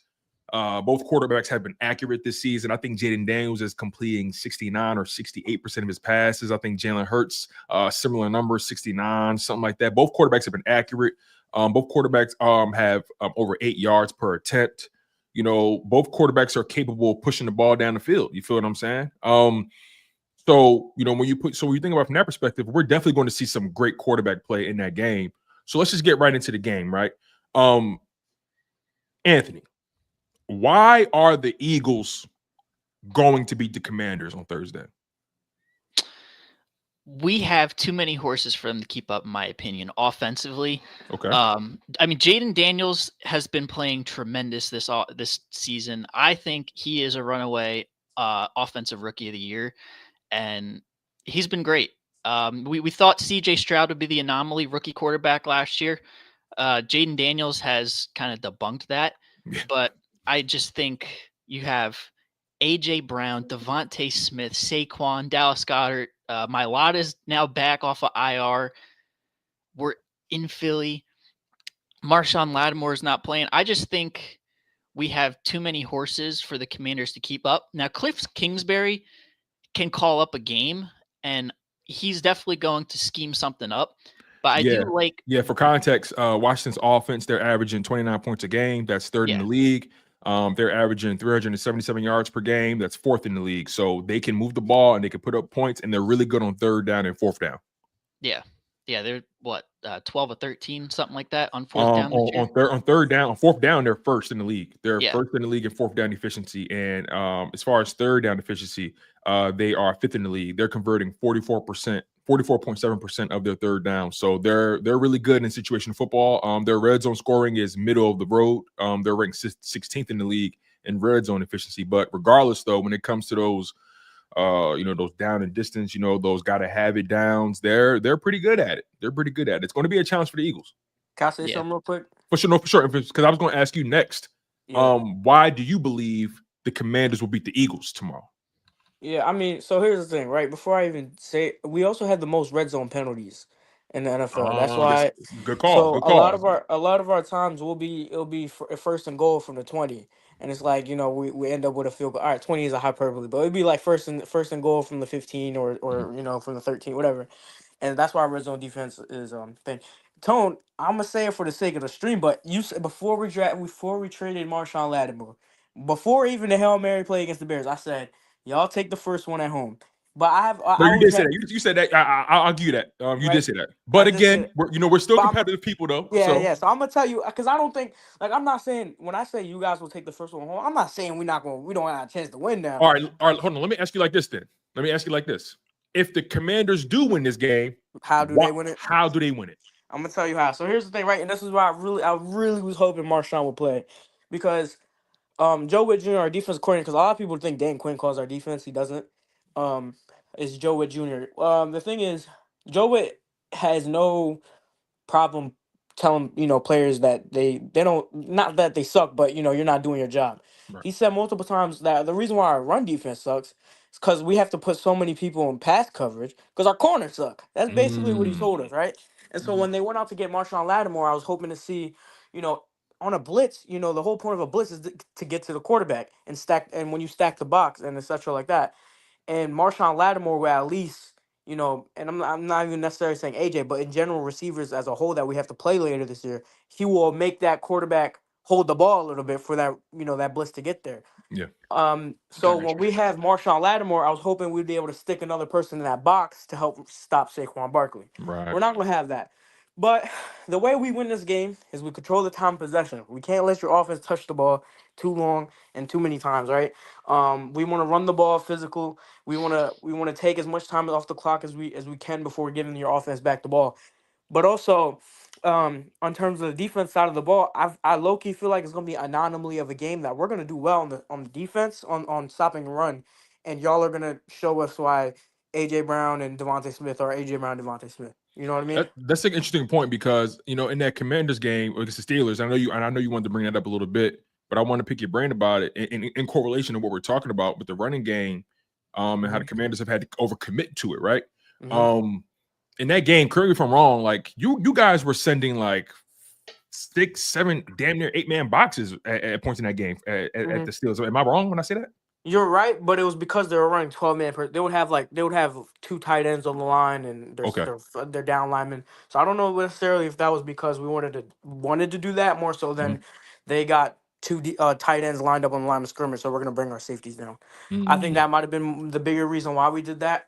Because our passing has been so bad. I mean, our run defense has been so bad that when we put everyone in the box, now you give Jamar Chase one-on-one with St. Juice, who I think we should send back to Canada. So it's like like I've never seen a corner play 10 yards off the ball and get beat on a go route by about 3 yards to a receiver who runs a 4.6 and has 2 ACL injuries. Yeah, he's trash. I've never seen that in my life. So, that's the thing. We can't when we run man, we can't hold the ball. We can't get the quarterback to hold the ball longer than a second because the receiver's already open. Right. So for us to win the game, time of possession. If y'all start off slow, I think that will help us. Because I mean, if y'all do 0 points in the first quarter again, we're gonna take that lead. We're not gonna match y'all. Yeah, I'll be honest. If we go into halftime and it's a 1 possession game, we got a game. Yeah. We got a game. You know what I'm saying? Like it's because again, like you guys are not going to stop. You guys are going to keep coming. So it's one of those games. Anthony, I got to ask you this, right? Because he mentioned how Washington, their secondary isn't necessarily the best right now, and they've had to overcommit to that, and it's kind of they've kind of been stuck between a rock and a hard place, right? Do we stop the run? Do we have integrity on the back end, right? When you look at the Eagles' defense, though, right? It's kind of been a different story. They're really strong on the back end, right? For the first time in a while, and they're a little bit weaker up front. Not saying they're the worst, but they're nowhere near what we're used to seeing up front. So when you think about the way the Eagles defense is constructed, how do you see them being able to take advantage of the Commanders offense if possible? How can they derail that top 5 offense? Well, I think you got to take some notes from the Saints game plan from week 3, because you look at the tear Alvin Kamara was on. We know it's not a secret. When we run 4-man fronts and they run the ball, we struggle. So you want to see a little bit of 5-man front. I'm sure Vic's going to mix it up. We've been able to stop the run a little bit better as of late. Granted, we've been playing pretty terrible running teams. So this is definitely going to be a challenge with Brian Robinson, Austin Eckler, and McNichols if they run him in, and Jayden Daniels obviously. We always struggle with mobile quarterbacks historically, so it'd be interesting to see kind of the discipline of Zach Bond and Nakobe Dean when Jayden Daniels decides to take it. But it's definitely a challenge. I think we're up for it. It's going to be a challenge. For sure. And Infamous. Again, I do got other people waiting in the rafters, so I do want to pick your brain a little bit more before I bring some more people up here. But Infamous, like I gotta ask you, right? Jayden Daniels, this kid is young. He's balling. I knew you were high on him from the beginning. I will give you your flowers, brother. You before y'all even drafted him, you said, "Listen, I know the quarterback that we need, and I know who's the best quarterback in this draft." And so far, he's proven that, right? I got to ask you this question because, and this is more so of a foresight type of question. This is beyond the game tomorrow, and I kind of brought this up a little bit earlier, briefly. We all know when you draft the guy, okay, you got him, you find him, you want to keep him, and you want to invest in him, right? Now the question becomes, in investing in that player, how will you continue to build around him after that? How will you make the money work? The Eagles were kind of spoiled because Howie Roseman always finds a way to make the money work. Anthony, how he makes the money work somehow, some way. I mean, I was looking at a list of just the highest paid players, and I'm like, how the fuck is he doing that? He ain't scheme ass Howie for no reason. Right. So I asked you, Infamous, right? When you think about the way you guys are constructed now, the new front office, the new coaching staff, the quarterback that you have, which provides a ton of stability. How do you see them building around him going forward? And do you see any challenges once you guys, and again, this is foresight, do you see any challenges when you guys pay him? So, outside of Howie Roseman, I think the second best team that gets a lot of star players and everyone's like, how do they still have money left, is the Niners. Yes. And we all know Adam Peters spent majority of his career with the Niners and John Lynch, so he's been around those rooms and the negotiation tables. Good point. I think I can't say exactly what will happen, but based on the track record of how Adam Peters talks, is that, I'm sorry if y'all hear my sisters in the background. You good? But the way his track record is if I won't say when we make the playoffs this year, right, at whatever seed, right? Because I told my friends this all the time. We're playing. It's like, when you put a 50-leg parlay together, but you using a bonus bet. This is a bonus bet. Yeah, this house. I mean? Y'all playing with house money. You guys, whatever happens for you guys, I'm sure you guys are going to be feel good regardless. Exactly, right. So it's like, I think what he's going to do, by the way he talks in interviews, is he always says you build through the draft and you supplement through free agency. I agree. And that's something that he's been adamant in and proven, at least in this free agency and stuff like that. I also think they're going to pay Jayden Daniels earlier than most quarterbacks will pay other quarterbacks. I don't think they're going to wait till his last year, or like how they did with Dak. They're going to pay him in a year where it may look expensive, but then 2-3 years from now, we're like, yo, how did they get that contract for that price? Same way they did with Carson Wentz. When Carson Wentz has his first contract, 3 years later, people are like, oh, that's not that bad to today's standards. Same thing with every position has that when you sign them early, right? So that's another thing I think they'll do. But mainly, I mean, our biggest cap hits are guys who are older. And so our cap is already huge, but I mean, the only people we're really paying is Deron Payne, Jonathan Allen, right? and Terry McLaurin. That's about it. Brian Robinson's on a rookie deal, but running backs don't make that much money. Right. Louisville is next here for the next 3 years, but I mean, he won't. It's hard because Jayden Daniels' rookie year is at least 4 years, right? So it's hard to say exactly what their roster will look like in 4 years, but that's the best I can say. But real quick, before I get off, can I talk about the Steelers? I'll make it quick. Yeah. Do you think, man? You good? Right. So look, we made the Steelers get out their comfort zone. The Steelers. I know. I saw it. You got it. Wasn't the sweetest game for the Steelers. They had to work for that. But I'm not even referring to that. I'm referring to their defensive philosophy. They don't blitz like that.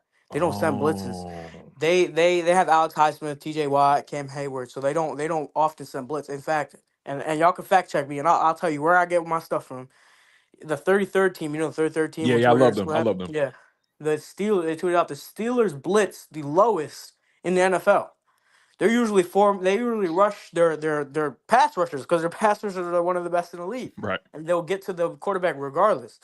But in week 10, that team blitzed the most in week 10.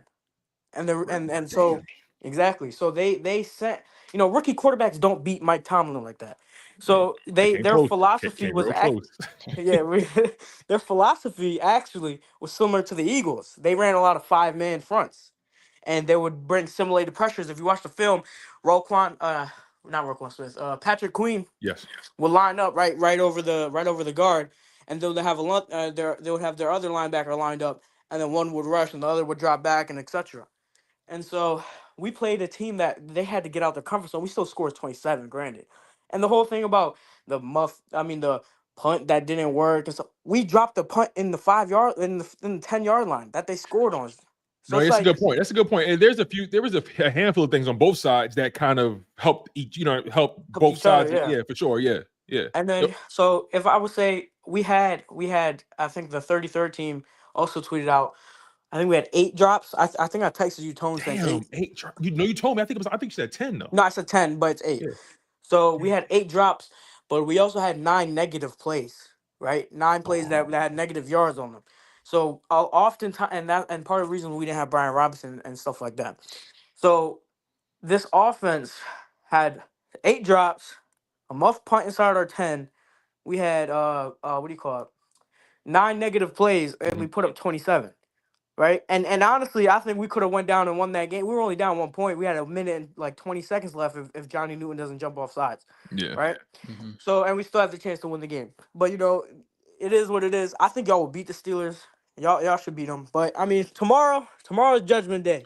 Yeah. I think tomorrow's going to tell us a lot about both teams, about exactly where we are, because this is that point in the season where teams start to either separate and prove that they're one of them ones, and this is the part of the season where the real separate from the fake.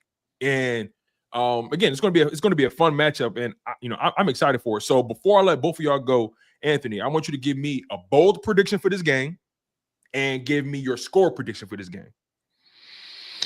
Well, I'll start with my score prediction because there's a lot that could happen in this game.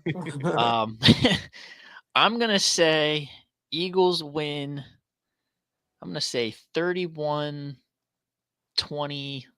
31-23. That's a reasonable score. I think they might get like a garbage time score, but I think we'll handle business. I think Jalen Hurts goes off and shows everybody why he's in MVP conversations. I think he might have between passing and rushing 300 plus total all-purpose yards. So that's your bold. That's your bold prediction. Jalen Hurts for over 300 all-purpose. How many touchdowns? If you got that in your mind, 3. 3, because he has been averaging like 3 every game for the past few games. Yeah. So okay, so over 300 plus all-purpose yards for Hurts, 3 touchdowns. Eagles win 31-23. Yeah. Okay. All right, Anthony. Now, if it's 2K, my brother, my man. Yes, sir. Give me your bold prediction for this game. And give me a score prediction. I know you already kind of made your mind up before, but again, let's have some fun with it. Give me a bold prediction and give me a score prediction if you got one. Score prediction: 34-31. Commanders win. Bold prediction: Jayden Daniels has his first 3 touchdown passing game. I think he'll have his first 3 touchdown passing game. His worst game came last week. Steelers play Lamar twice a year. They know how to play quarterbacks like Lamar and then Jayden Daniels. So I feel like he'll bounce back and he'll have a great game. Okay, sound good. Listen, y'all. That was fun. That was fun because this is what I'm gonna do. We had a call in today. I'm gonna do another one the day after the game. All right. So we can kind of touch base on what went wrong, what went right for both teams. So hopefully y'all there. I'm gonna try to do it at the same time, 3 p.m. But Anthony, infamous, you know how I give it up, bro. You know how we do. Anthony, I appreciate you, man. You show mad love all the time. You're always in the live chat. You donate, you invest in me, my man. I know you got options and you still kick it, bro. And also make sure you guys go like it. Anthony, please promote your content as well. I know you got a podcast. I know you got a channel, so please promote it, bro. Please. Yeah, go check out my podcast, the Day One Podcast. We do live shows once a week. Me and my guy Kyle, he's a Jets fan. He's kind of lost the motivation this season, but it's still fun to kick it with him. We try to do it once a week around 8:00, usually Wednesdays or Thursdays. So definitely check us out. Shout out to you guys, man. Go lock in on the Day One podcast. And Anthony, when you get off the when I bring you off screen, drop the link in the live chat. You know what I'm saying? Yeah. And then I'll try to push it for you as well. So make sure you Appreciate guys that. go lock in on the Day One podcast with my man Anthony and his friend, the Jets fan, the lowly Jets fan, unfortunately. They're doing great work. They're growing. They're putting in their work, man. They love it. You can tell they know what they're talking about. So make sure you guys go lock in on that. Anthony, infamous, you know how to talk to you, man. Yeah. I mean, you gonna have to block me if we win. I hope you know that. Listen, you know I don't run from nothing. I ain't gonna block you. I ain't gonna block you, but I'm a love you from a distance. You gonna put me on D&D? Oh man, shout out to y'all, man. Infamous Anthony. I appreciate y'all, man. Y'all take care. All right, I'll talk to y'all soon. Appreciate it, Tone. All right. That was cool, man. That was fun. And now we're gonna bring up two more people. We're going to bring up these people because they've been waiting for a while. We're going to bring up my man Rome. Hope Rome is still in the building waiting on me. And we're going to bring up Big Dog Reese. Reese, you there? Yeah, Tone, what's happening? Let's go. So listen, man, I appreciate y'all. First and foremost, I appreciate you, Rome. I appreciate you, Reese, for just we got that R&R, man, that rest and relaxation. I appreciate y'all for being here, for showing love. Yo, Tone, what's always locking happening, in. man? How you doing? I'm doing good. I appreciate you. Thanks for showing love, man. It means a lot to me. I know you guys gonna be doing anything else. You could be anywhere in the world, but you're here with me tonight. So I appreciate you. So let's get right into it. Let's not waste no time, man. Y'all been in the live chat. Y'all been in the stream. Y'all been listening. So Rome, I'll start with you. Give me your perspective on Thursday night football. Eagles, Commanders. We jockeying for that top spot in the division. Both teams are playing their best football right now. Give me your perspective. How this thing gonna go? To be honest, I don't really rock with that matchup because For who? Just the Eagles Washington matchup.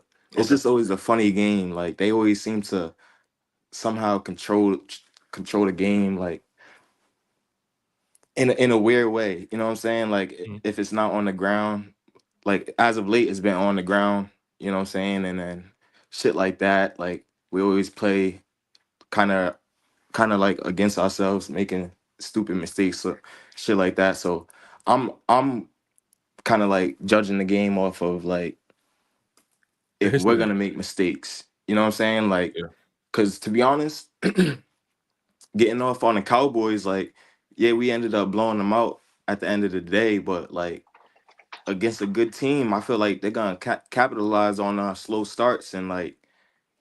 You know what I'm saying? Like if they capitalize on our slow starts, that changes the whole narrative of the game. You know what I'm saying? So like, I'm not trying to be a Debbie Downer. You know what I'm saying? You're not wrong, or Rome. I mean, Rome, you're bringing up a real point because when you do play a team that know what they're doing, they going. If you fumble, perfect example when Hurts fumbled in our own territory, you play against a good team. Did he throw a pick prior to that? He threw a pick in the red zone prior to that. Yeah. So again, right, but more so the fumble because you was in your own territory. Right. You fumble that, Lamar Jackson putting that in the end zone. You fumble that, Russell Wilson and the Steelers gonna score. You feel what I'm saying? So you can't play around with your two. But that's back-to-back opportunities for a good team. I agree. You know what I'm saying? Early in the game. You know what I'm saying? So it's like I believe in us at the end of the day because it's like Jalen Hurts got that weird kind of it factor. But I don't want to call it an it factor because it's like he could at any given time make a nut ass play and then you know what I'm saying, then he'll play lights out the rest of the game, hence the Super Bowl. You know what I'm saying? Like that fumble, I still can't get over that shit, bro. Yeah. You know what I'm saying? Like I'm always thinking Jalen Hurts, and I'm not trying to be a Debbie Downer, but like so basically I think the game is gonna go. I think we still gonna rise to the occasion because I think we're on the incline, you know what I'm saying, as to our confidence as a whole. You know what I'm saying? So I think that has a big deal to play with it, a big thing to do with it. And I think if we could get after Jayden Daniels, because I think they're gonna try to go to a short game.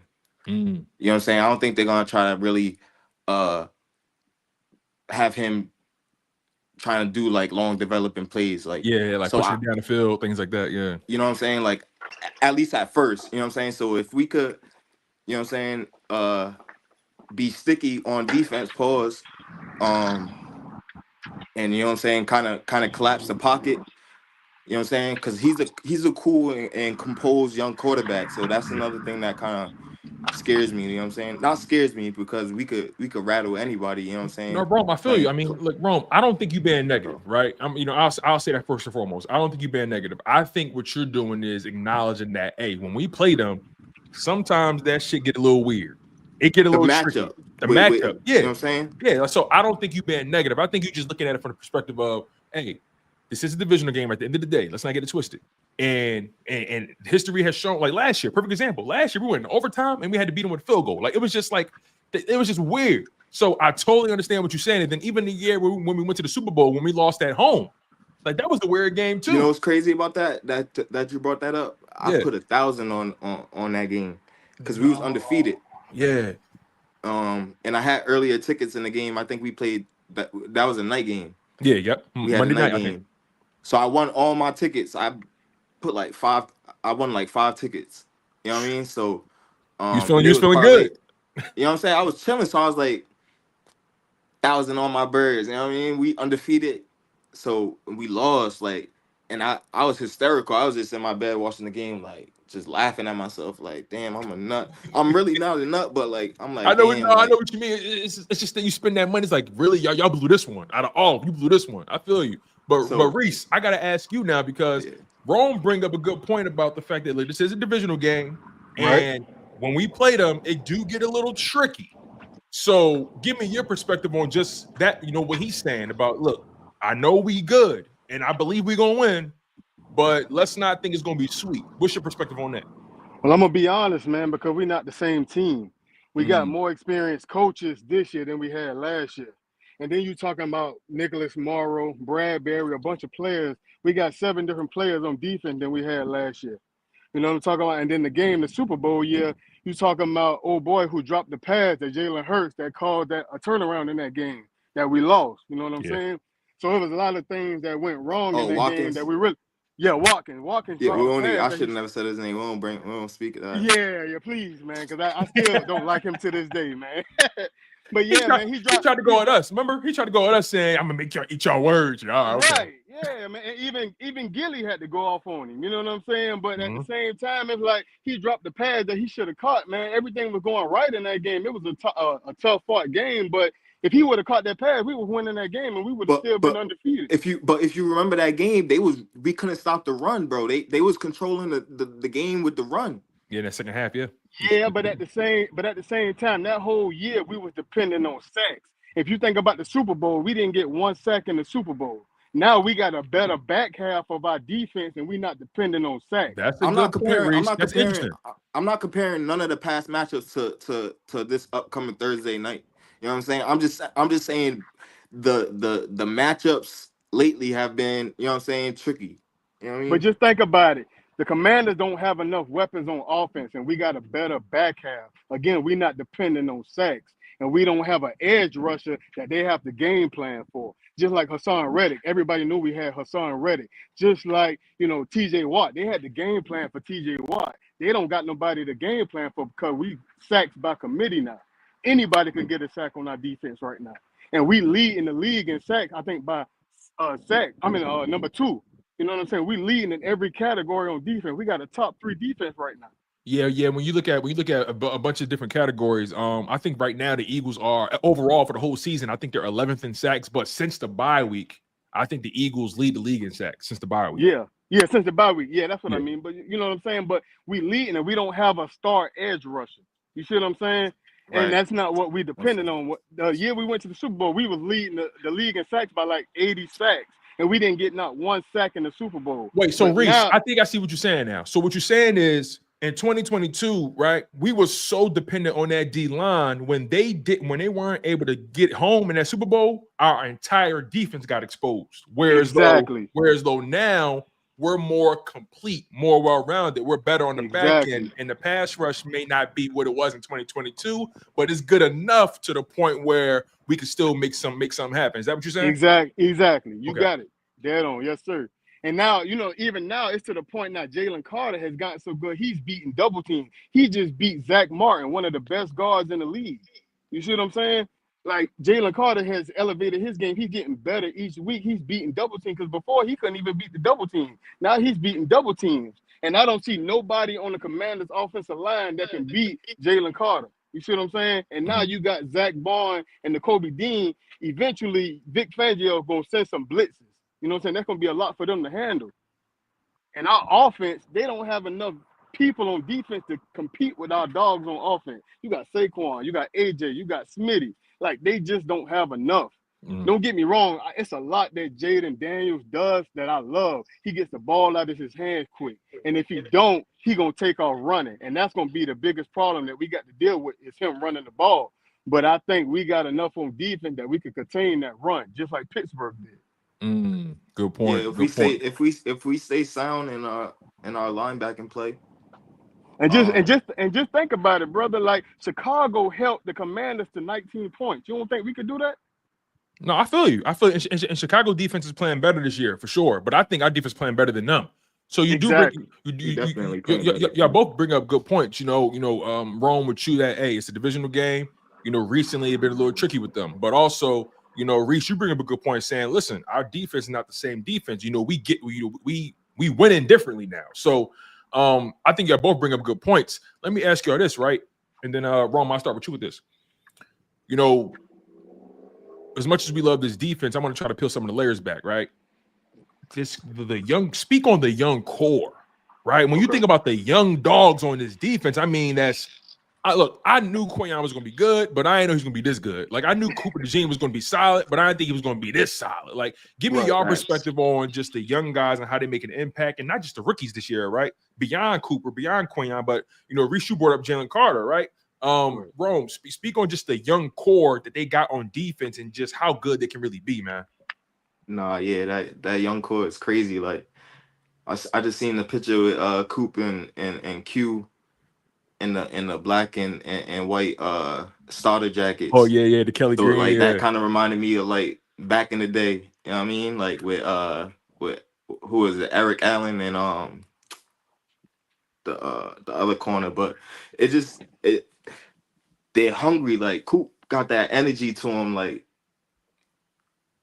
you could just feel like he's a reliable player already. Like, you know what I'm saying? Like, he got that feel to him because he's making third down tackles, like third down plays. Like, so I think he gives me that reliable presence on defense, kind of like a Malcolm Jenkins. You know what I'm saying? Because he's still, at the end of the day, is a Swiss Army knife. You know what I mean? So you know what I'm saying? So I think he covers a lot of ground in that area. Like, especially I think later down the season, or when shit get like in the playoffs and shit like that, if he gotta move around, because we're gonna be playing a lot of different explosive offenses and shit. He might need to go to corner, or you know what I'm saying, like bearing injury or whatever the case may be. But so that's kind of how I feel about Coop.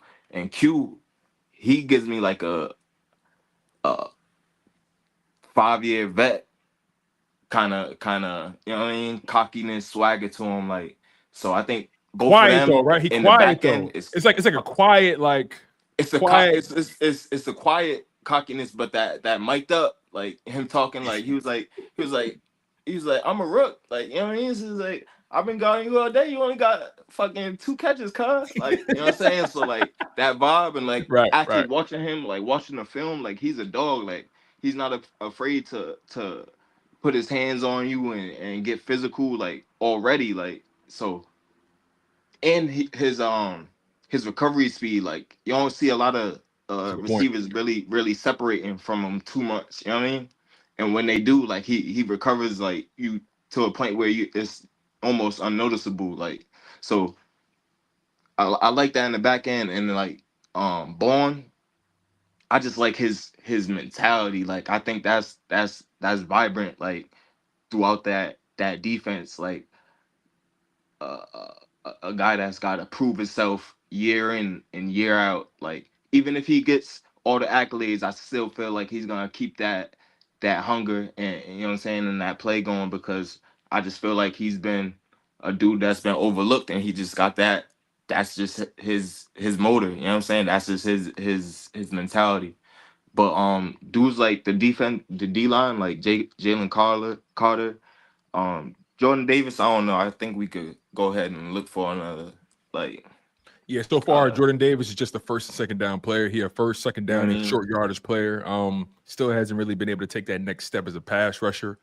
And But the thing is, I don't really see it. See, the thing is though, like, I'll say coming about, out to.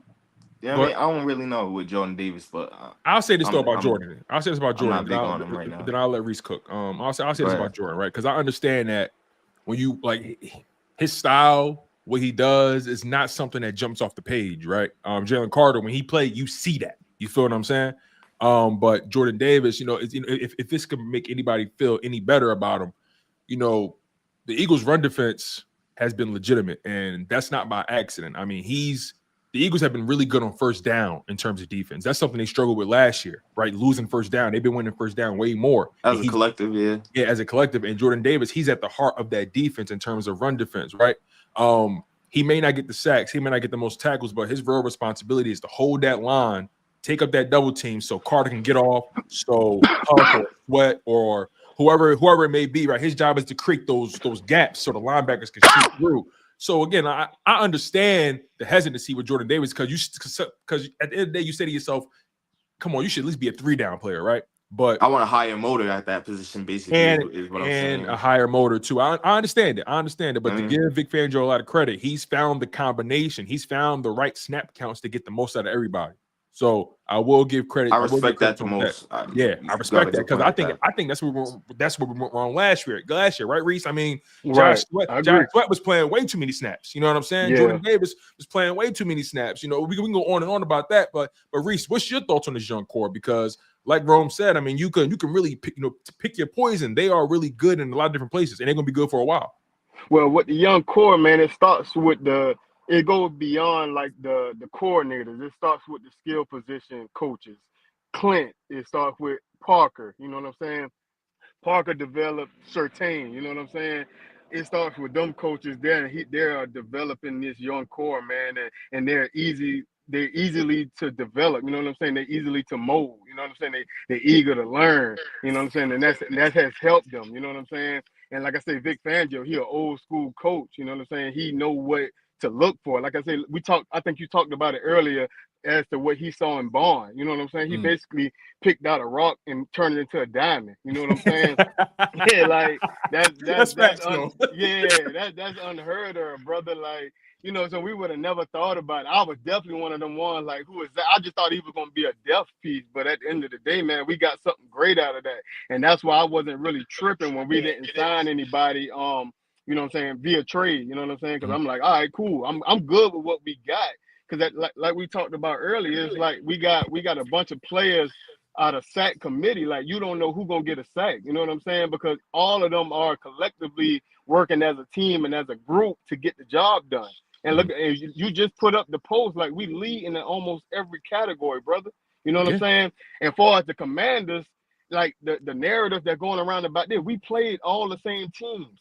With the exception, they lost to the Bucks. We lost to the Bucks. They played the Giants. We played the Giants. They played the Browns. We played the Browns. They played the Bengals. We all played the same team. Only difference is they played the Cardinals, and we gonna play the Rams. We all beat and lost to the same teams.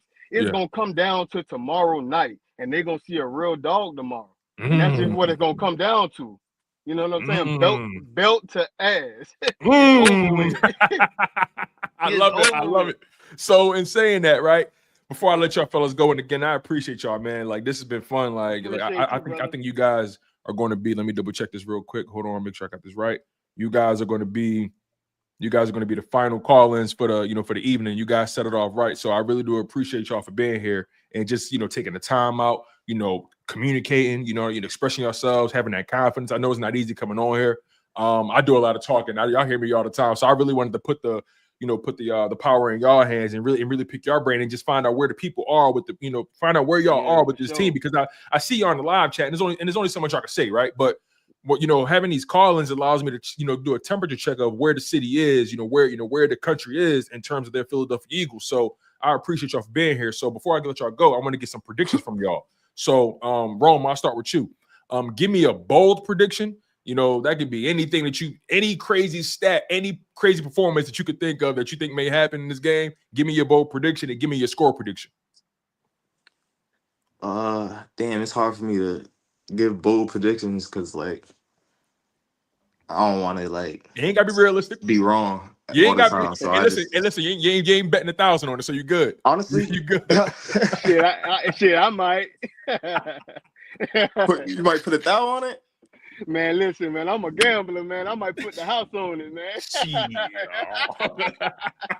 No, bullshit. Honestly, like this, like now is the nitty gritty. Like our upcoming schedule, like those teams, like we're gonna really see what we're made of. Like so, I don't know. I'll say we're gonna score.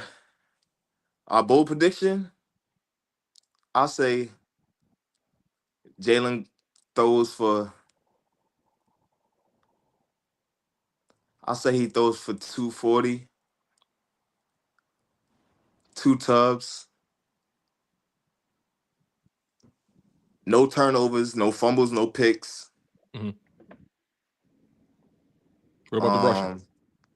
Rushing, he'll probably get a touchdown on a tush push. I hate that play for real. I'm not really a big. I'm glad you said It's that. starting to annoy me. I'm kind of over that play too. Like if you see it once in the game, all right. But like I feel like I'm over that play. I'm ready to put that play on ice for a while. Right. I wish we would use Saquon more. Yeah, honestly. agreed. I feel like because in big games we're gonna have to be more innovative. Like you know what I mean? Like you don't see, and that's another thing. Like I don't mean to like ramble, but like I just compare like to what we're up against. We're up against a motherfucking juggernaut in Kansas City at the end of the day. Like that's just how I think. It's KC versus everybody, right? Exact. Right. That's what you know what I'm saying. So like our standard can't be, oh, well, we're chasing the Lions, or you know what I'm saying? Like I get it. Like we gotta go through. We gotta go through first. But like our standard should really be the big dogs. Like our standard was when we first won our ring was the big dogs, the greatest, Tom Brady and Bill Belichick. You know what I'm saying? That was the standard. You know what I'm saying? And we took the mentality of underdogs, but that spoke a lot because we was hungry as fuck. You know what I mean? Like that mentality of underdogs said, "Oh, we're gonna go ahead and destroy that everything they got going on." You know what I'm saying? So I don't really think we got that mentality right now. We got the mentality of still trying to find ourselves. You talking about the fans or the team? But like the fans of the team. The team. Okay. So that's cool and all, but at the end of the day, don't lose sight of what we're really trying to get to, but like who's at the other end of that. You know what I'm saying? So I think we should be setting our standard to like how the Chiefs, you know what I'm saying? So that's I don't know, but my bold prediction, was that in the score. I'll say it's gonna be a tight one. Probably won't hit 30. I'll say 28-24 Philly. That's a good score. 28-24 Philly. That's a good score. Reese, what about you? Give me your bold prediction if you got one. And give me your score prediction. My bold prediction, I really don't have a bold prediction, but I do think my score prediction will be 34-17.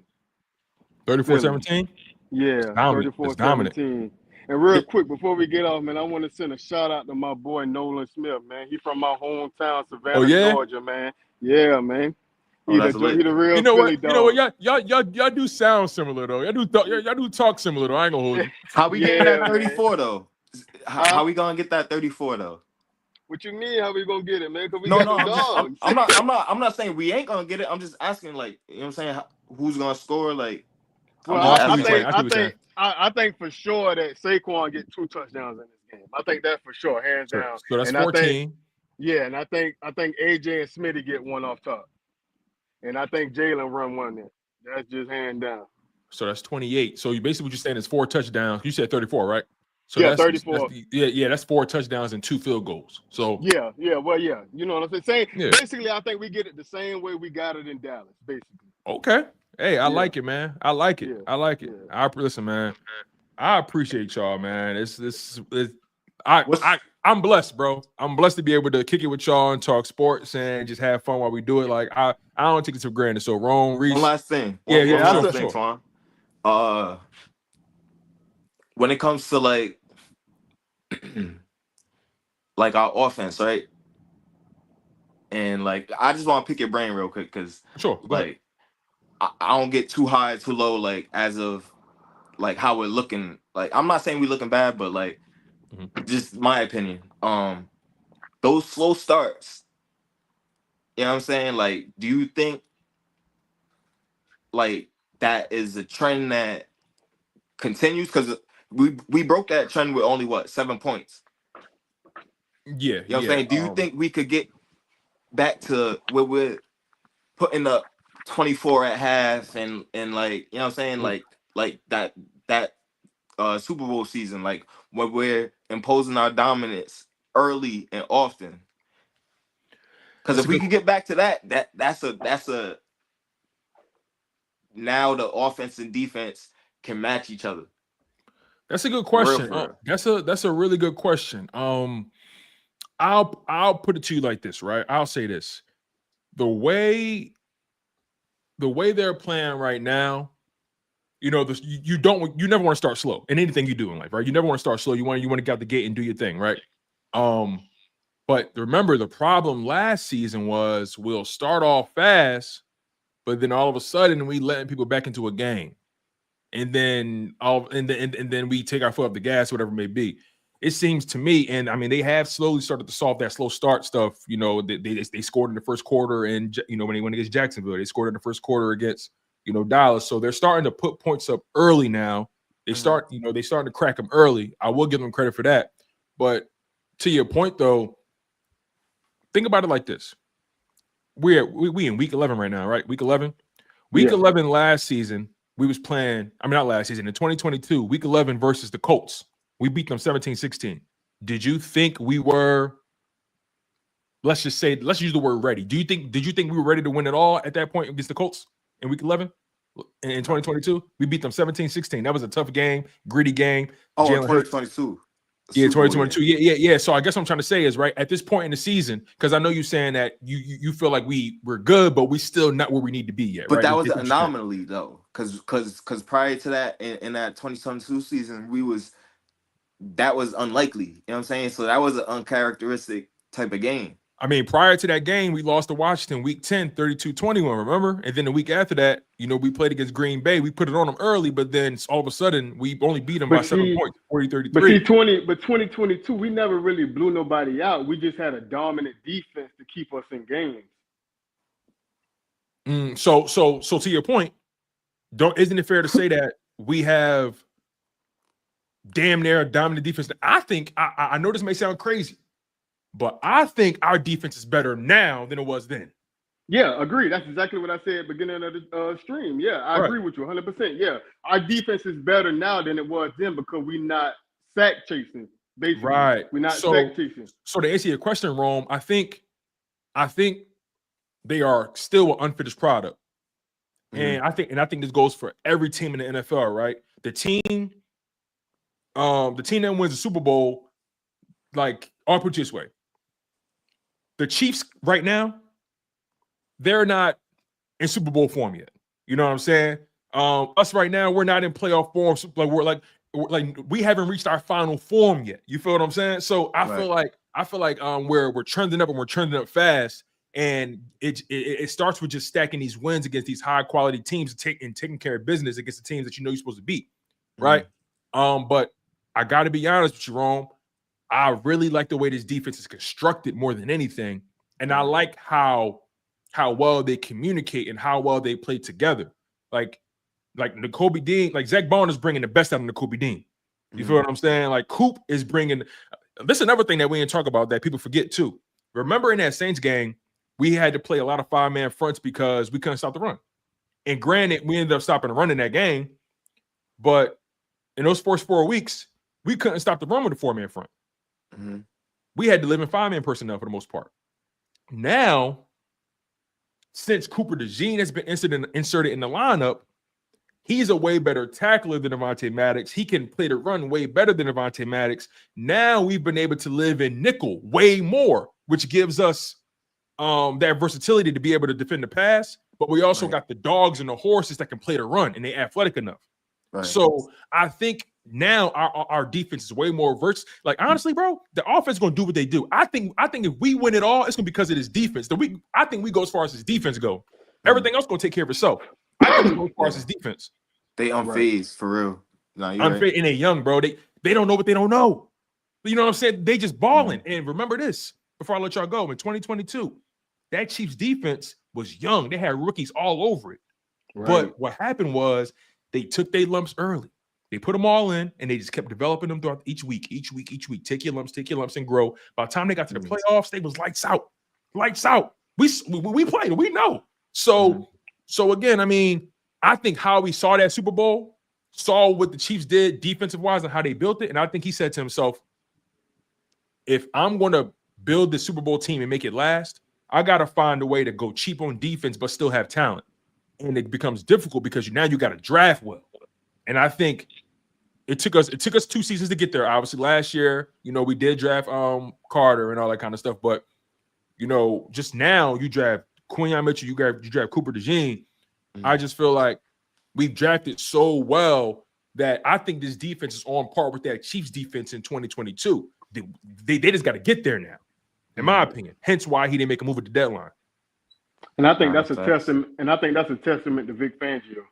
I agree, 100%. 100%. I agree. Yeah, for sure. Yeah, Fellas, his mentality, he got that no nonsense, and with younger guys, you know what I'm saying. So, you're right.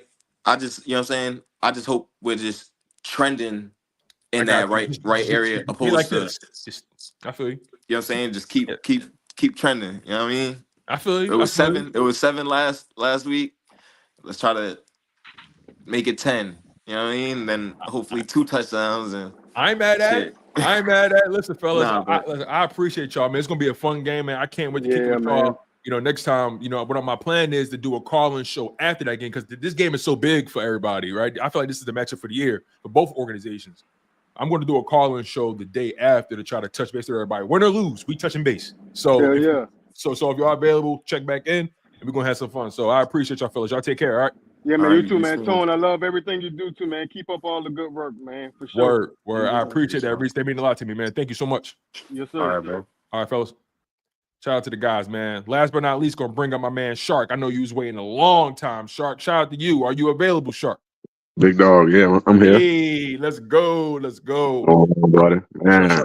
Shark's gonna be our final call in today. I appreciate you for being patient, Shark. That mean a lot to me, man. I know you probably could have been doing a lot of other things right now, man. You probably cutting the grass, you probably dealing with the kids, you probably doing whatever. So I appreciate you for being here, man. So let's get right into it, Shark. Eagles, Commanders, Thursday night football. Both teams can take this division. They got it. But who gonna put their foot on the other neck first? Give me your perspective on this matchup tomorrow.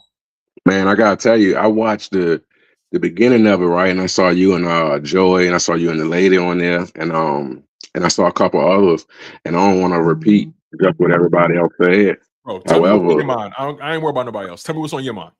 No doubt. All right. So I'll say, man, in order for us to win, I think when I looked at the Steelers game with them playing the Commanders, I like how they contain him. They contain him from running. Daniels, that is. And when I look at when daggone, I'm trying to think. I was holding on to my questions and stuff I wanted to say the whole time. Now I've been waiting this whole time. Now my phone ringing. But I'll say, man, for us to win this game, we'd have to contain him and limit that. I think the corners, I think the line, all of them going to do what they're going to do. But I think when we do blitz, and I hope we do blitz, but we got to blitz as a unit and blitz often. I also believe if looking at the games that we played this year thus far, the only game that we really lost to me was with Baker Mayfield. And when I Yeah. look back at all of the games, Baker Mayfield, when they came out, they was throwing nothing but quick passes, and we never adjusted for it. You Mm. know, as far as them balls going over our head, I don't really see that happening. We play too far off, and I believe we adjust well to the deep ball threat. But if he come out and start throwing them short passes like Baker Mayfield did, we gotta adjust and adjust early. Yeah, you're not wrong. I think you may be right. Because Jayden Daniels has proven that he can get the ball out of his hands. He can move around. They're really good on third down. They're really good on fourth down. I think we have to do. I think in order to win this game, it's going to be so important for us to kind of do what we've been doing, and that is winning on first down. Last season the Eagles were one of the worst teams on first down defensively. And teams were always in the second and short, third and short. Now we've been forcing teams to be like in that second and medium, second and long, third and long, and we kind of been, we've been able to, benefit from that. And then just how we're built, right? We're built differently, man. In 2022 we were built from the front to back.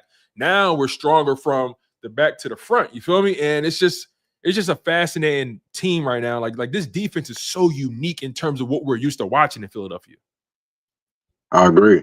I agree with you wholeheartedly. One of the things I'm trying to think of some of the stuff that guys have said that I wanted to talk about. Mhm. When Homeboy said that the last game Daniels played was his worst game, I beg to differ, man. I thought the game where they didn't get in the end zone to the Hail Mary was his worst game. I Yeah, I mean, agree. they're not gonna beat us with field goals, and if they don't score, to me, if they don't score on that first drive and that second drive, we're gonna take off because we do got a problem with starting early, and I don't really have a big problem with us starting late. You know what I'm saying? Because as long as we finish, I don't think it's really how you start. I think they get out there and they try to find their tempo and try to get going. Of course, we need to get going sooner. But if they march down there and kick a field goal, or they march down there and get a ball up, and we come out and put points on the board, it's gonna be a long day for them. I agree. Since we're talking about the defense, right? Give me your perspective on, some of these young guys, man. I've been asking everybody because, this is probably like one of the best like group of young guys we've been able to cultivate in quite some time. And I think we're literally seeing the future being developed in front of our eyes. Give me your perspective on the new guys like Cooper DeJean, Quinyon Mitchell, Jalen Hunt, and you can even take it a step further and talk about the Georgia boys too. Carter, Nolan Smith, Keely Ringo, right? He's somebody that flies under the radar, but I think he's a good prospect. Nakobe Dean, so on and so forth. JD, give me your perspective on just this young core and what Harry Roseman has been able to do with this team. Absolutely.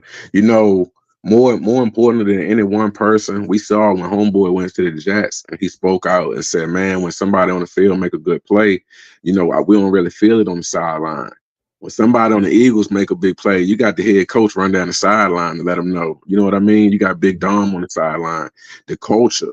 We done created some young, hungry monsters, man, and everybody's eager to make a play without sacrificing their position, without sacrificing, falling for the banana in the tailpipe, chasing a fumble or chasing a sack. If we can't get out there and try to blitz Homeboy if we're not blitzing as a unit because he runs and he's fast. You know what I mean? Right. So to go back to your question, what I think about the young boys, of course they dogs and of course they're great, and that's what we all say. But more importantly, man, them boys playing team ball and they're moving as a unit. You know what I mean? When you watch the film breakdown and you just see how they move, it's so complimentary. Where, I know that with Eagles, we always try to put a label on them or put them in a box. We a run first team, or for us to win, we got to contain Jalen. Listen, man, you can't label these boys yet. These boys still growing. These boys still gonna get it together. And once that offense click, you gonna say the defense because the other teams ain't gonna put them many points up. But once this offense click, man, it's gonna be hard to hold them. Who you gonna guard? You know what I mean?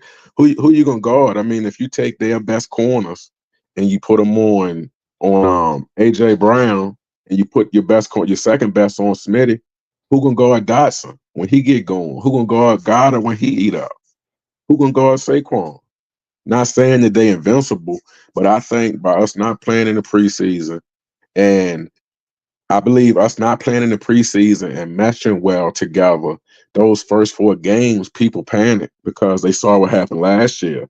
When them guys didn't panic, man, them guys was, they was fixing it up. They was cooking it up. And when we finally find our rhythm, I mean, besides the Detroit line, even Kansas City not playing good ball. We haven't really seen what San Francisco can do because they just got their homeboy back. But once these boys get really cooking, what defense gonna stop them? You on to something, man. Look, I think we haven't even scratched the surface. I mean, this team, when you hear BG talk, you hear Jalen talk about it, right? You hear Smitty talk about it.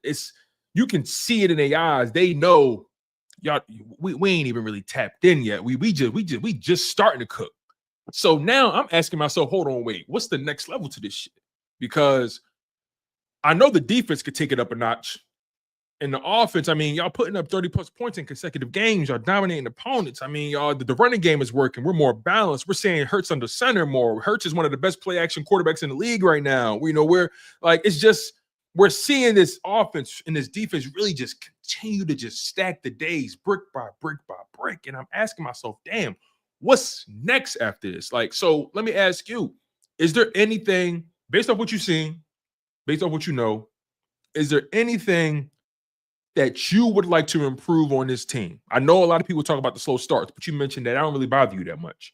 So if you could improve anything on this team right now, what's the next step for them, basically is what I'm asking.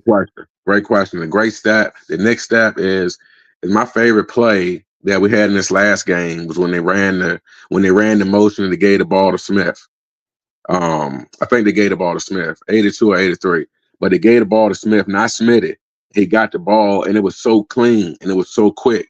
And I told my wife, I said, man, look, that's what we need to do more of with them getting in motion. Throw Saquon in motion with Gainwell. Make them guess who got the ball. Instead of just going on the center every time and having one in the backfield, put both of them in the backfield, line Saquon up on the line and have him motion across and give him the ball. Come out in. All right, so that's what I would like to see more of. I would like to see more of not us changing our offense to like San Francisco offense or Miami's offense. However, man, when they hand the ball off, man, that should be clean. You remember that one time Jared Goff handed the ball off to the running back and homeboy still thought he had the ball in his hand. Yeah. The Lions one of the best teams in terms of like their play action, their run game. The way they use Jahmyr Gibbs and Montgomery in the backfield at the same time. I'll be honest with you. When I watch Detroit, I almost don't know who's going to get the ball. So that's a good point by you. No doubt. Exactly. And, and I want to go back to what I would like to see more of. I just want to touch bases one more time on something someone else said. Sure. As far as in, I think they hold Jalen to a different standard. We saw Dak Prescott. I think he had 4 turnovers in one game. And correct me if I'm wrong, man, or if I misspeak on anything, right? But I think he had like 4 turnovers in one game, and they ended up winning. And all the media said, man, Dak found a way to win. Yeah, they said that about Jared Goff, too. Jared Goff. 5 interceptions, not even turnovers. He threw the ball 5 times. Let Jalen Hurts throw 5 interceptions in the game. Let him do that. Exactly. You let him throw one tomorrow. They'll say he's back. But Jared Goff threw almost just as many in one game as Jalen Hurts threw all season. That's a fact. And what they say? That's a fact. Hurts got 5. He found a way to win. Goff got 5 in one game. One game. And what do they say? He found a way to win. So when I look at stuff like that, I think, man, I really like Nick. People give Nick a hard time, man. I like that dog. I like somebody that's gonna talk stuff. I like Big BG. She don't want no puppet. You know what I'm saying? I like I like all of that, dog. Look, we lacked that last year when San Francisco came to town with them fucking black forces on. You know what I'm saying? They ran up and down the field. I do not see that happening. And we needed something like that, man, so that we can have that dog. If coach gonna bark, okay, cool. Look, just like Joey said earlier, we were sitting here, we watching the game. We watched the game the other day, and we watched man, I forget which game it was, but he had a chance. They scored, and they had a chance to go for 2, and they chose to go for one and kick the You talking about the it was the Tampa Bay KC game. exactly. These Right, man. You're dudes, gonna get Patrick Mahomes. See, man, I'd rather die on my feet than live on my knees. So when Nick Sirianni be going for it, Joy was right on the money when he said, how many games that we watched, we sitting at home and saying, man, we would have went for it. Then we look right around a couple days later and the other team went for it and didn't get it. I'm fine with going for it and not getting it. But you can't get Patrick that. You can't give him that opportunity to go down there. Agree, so 100%. You can't. First of all, you can't risk going into overtime with Patrick Mahomes because at that point now you're at the mercy of a coin flip. So, in my humble opinion, to your point, if I'm in that situation like Tampa Bay was in, and you're not supposed to be in that situation, you're fortunate to be in that situation. I'm like you said, I'm dying on my feet. I'm dying by the sword. Listen, no doubt. If they're gonna kill me, they're gonna kill me because I tried to win the game. No doubt. You're gonna shoot me, it's gonna be in the front, not in the back. You know what I'm saying? I was charging. Yeah. But and I'll say, man, to go back to the original question you asked me about the young boys, what I like the most. And what I like the most, man, is that we got a coach that's gonna go forward, that believe in us. That look, we're gonna go forward. They're gonna have to stop us. Guess what? We don't get it. Fuck it, send defense out there and hey, Cooper DeJean, make a play, Bond, make a play. and guess what? They gonna be excited to go out there and make a play. They're not gonna say, oh man, Jalen did this or oh man, offense. No, them boys coming and they're gonna work together, man. You can see how well they're working together and with the veterans, man, with CJ, GJ, with Slay. You see the boys getting interceptions together with Isaiah. You know what I'm saying? I believe that's complimentary, that's team ball, and that should be scary. That should be scary. And I think when we play tomorrow, man, I'm going to say it humbly because I do like Washington. I do like Washington. I like what they did, man. I like how, I got much respect for anybody that can revamp, man. Do what they done and come back out and swinging. Like we here, DMV, we here. I respect it, man. Listen, Washington got my respect. I mean, granted, I still want them to, walk with a light foot. You know what I'm saying? No doubt. Y'all still gotta, this still our shit. You know what I'm saying?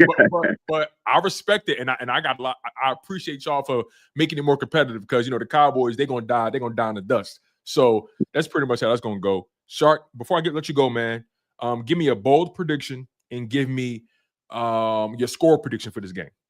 I'm gonna say, man, if we march down there within the first 3 possessions and we score, I think we're gonna put up close to 40.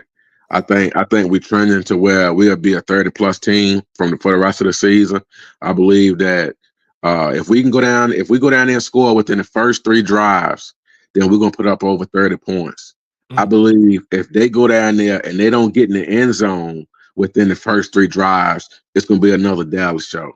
I believe that where they struggle is where we thrive. That red zone, I mean, homeboys stopped the ball on the 1-yard line. The boys couldn't find their way in the paint. So, I believe where they struggle, we thrive, man, and they're going to have to just show us. And I hope Nick go for every 4th down, and I hope we do tush push 47 times.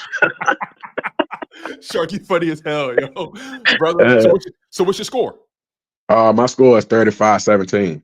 35-17. Okay, 35-17. I like that. Shark, my brother, thank you so much for having patience. I know you was waiting for a long time, and we ended the show with a bang, my man. I really do appreciate you for coming on, supporting me, hitting that like button, investing in the show. It means a lot to me, man. I know y'all got so many options. I know I said that so many times in the show, and you're probably tired of it, but it's the truth. I study people. I study the landscape, and there's so many people that's killing it, and y'all still come in here and y'all rock with me. So that means a lot. That goes a long way. So Shark, big dog, we're gonna get that dub tomorrow, and we're gonna do another call in the day after, so we can tap in with the people. Win or lose, we tapping in. Appreciate in. So, big dog. I'll be here, man.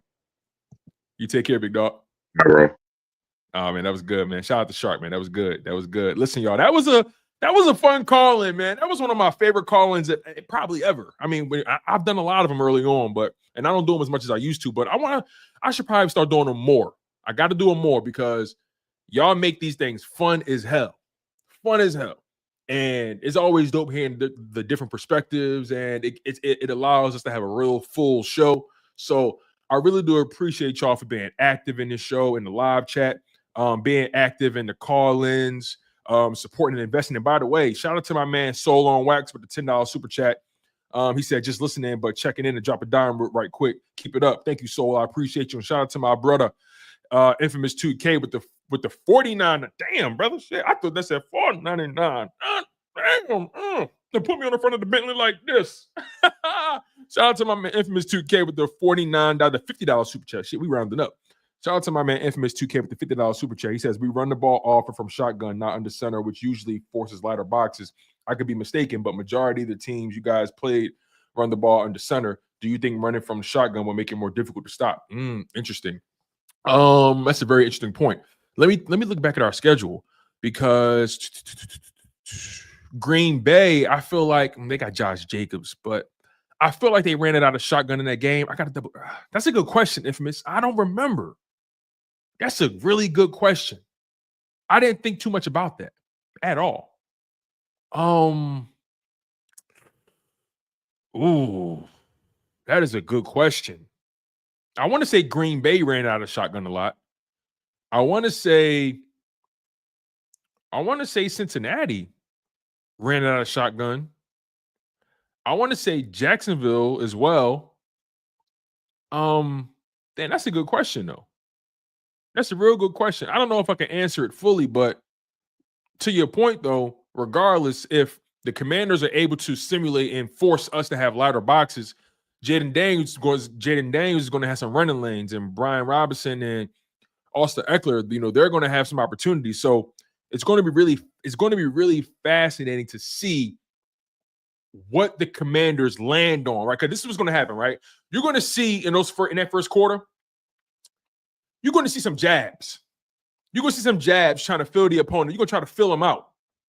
And then we're going to find out, okay, what did the Commanders find or see that they're going to continue to exploit? What did the Philadelphia Eagles discover that they're going to continue to exploit? So it's going to be really interesting to see how this thing plays out. I really can't wait to see. But Infamous brother, thank you so much for your super chat, man. I really, really do appreciate you, dog.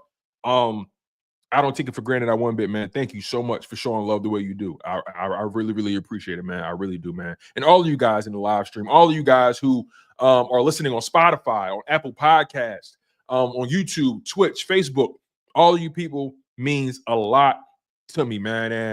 And the show doesn't go on without you guys. So I appreciate y'all. Now I want to give you guys a quick update on how things are going to go. So tonight. Now, you guys know normally I do a pregame show with my man Marcus, Coach Marcus from Pro Fan Talk. So today, what's going to happen is we're not doing the pregame show tomorrow. We're going to do the pregame show tonight. So me and Marcus, me and Pro Fan Talk are going to be live tonight at 8 p.m. Eastern time. I'm back again. The grind don't stop.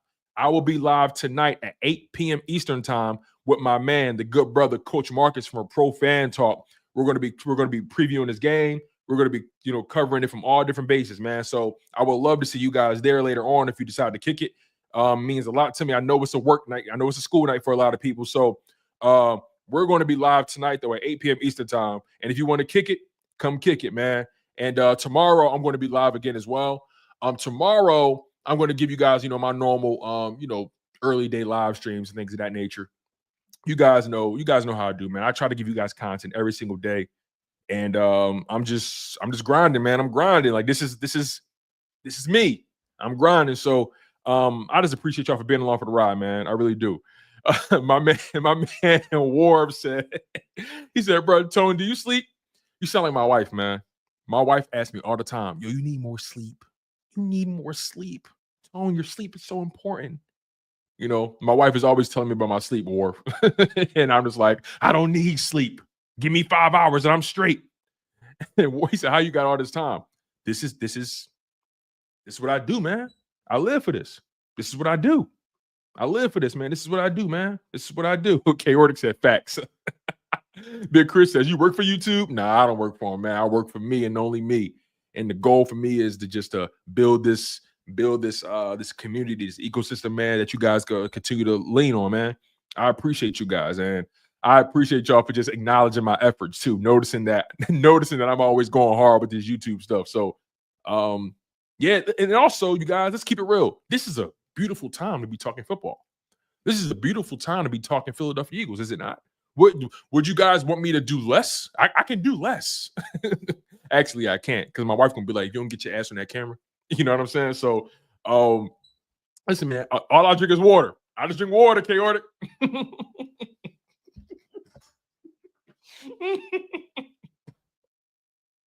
Y'all funny as shit. He said bro running off a Red Bull and hopes and dreams. Facts. I don't know about the Red Bull, but hopes and dreams for sure. I'm running off hopes and dreams. And the bill due every month. You feel me? That's what I'm running off of. I'm running off of hopes, dreams, and rent. so shout out to y'all, man. And I appreciate the love and the support. All right, I'm out of here, man. We've been live for 2.5 hours. I ain't been live this long in a minute, but it is what it is. Nonetheless, though, thank y'all, and thank y'all. Make sure you guys smash that like button. Make sure you guys continue to support the show. Make sure you guys go check out the Chalk It Up Sports merch shop. Go bless yourself for the holidays, man. The links are on the YouTube channel. The links are in the live stream as well in the live chat. Make sure you guys bless yourself for the holidays and go cop your official Chalk It Up Sports merch. That means a lot to me. So go lock in on that. Go lock in on that. And make sure you guys go bless yourself as well. Don't forget that I am sponsored by SeatGeek, and I do have a promo code for you guys. Chalk It Up Sports. Use my promo code, and for first-time buyers, you can get $20 off your first order at SeatGeek. Right? You can get $20 off your first order at SeatGeek. SeatGeek has an amazing app. Right? What you're able to do is you're able to go in there and you can actually see exactly where you'll be sitting. They have an amazing interface. It's super simple, super easy to use, and people have already started taking advantage of it. Make sure you guys go take advantage of the promo code that I have for you guys at SeatGeek. The links are in the live chat. The links are also available in the description of the live stream. All you gotta do is download the SeatGeek app. Pick whatever live event you want to go to. Use my promo code Chalk It Up Sports, and you'll get $20 off your first order. Okay, and I appreciate that, man. Big Chris said you got to bring your dad up next call in. maybe. But I appreciate y'all, man. And we are going to get out of here. I've been your humble and your most gracious host, Tone DeShields II, and you guys have been tuned in to an amazing edition, a Philadelphia Eagles edition, a fan edition of Chalk It Up Sports, where no matter if we win or if we lose, we just got to charge to the game.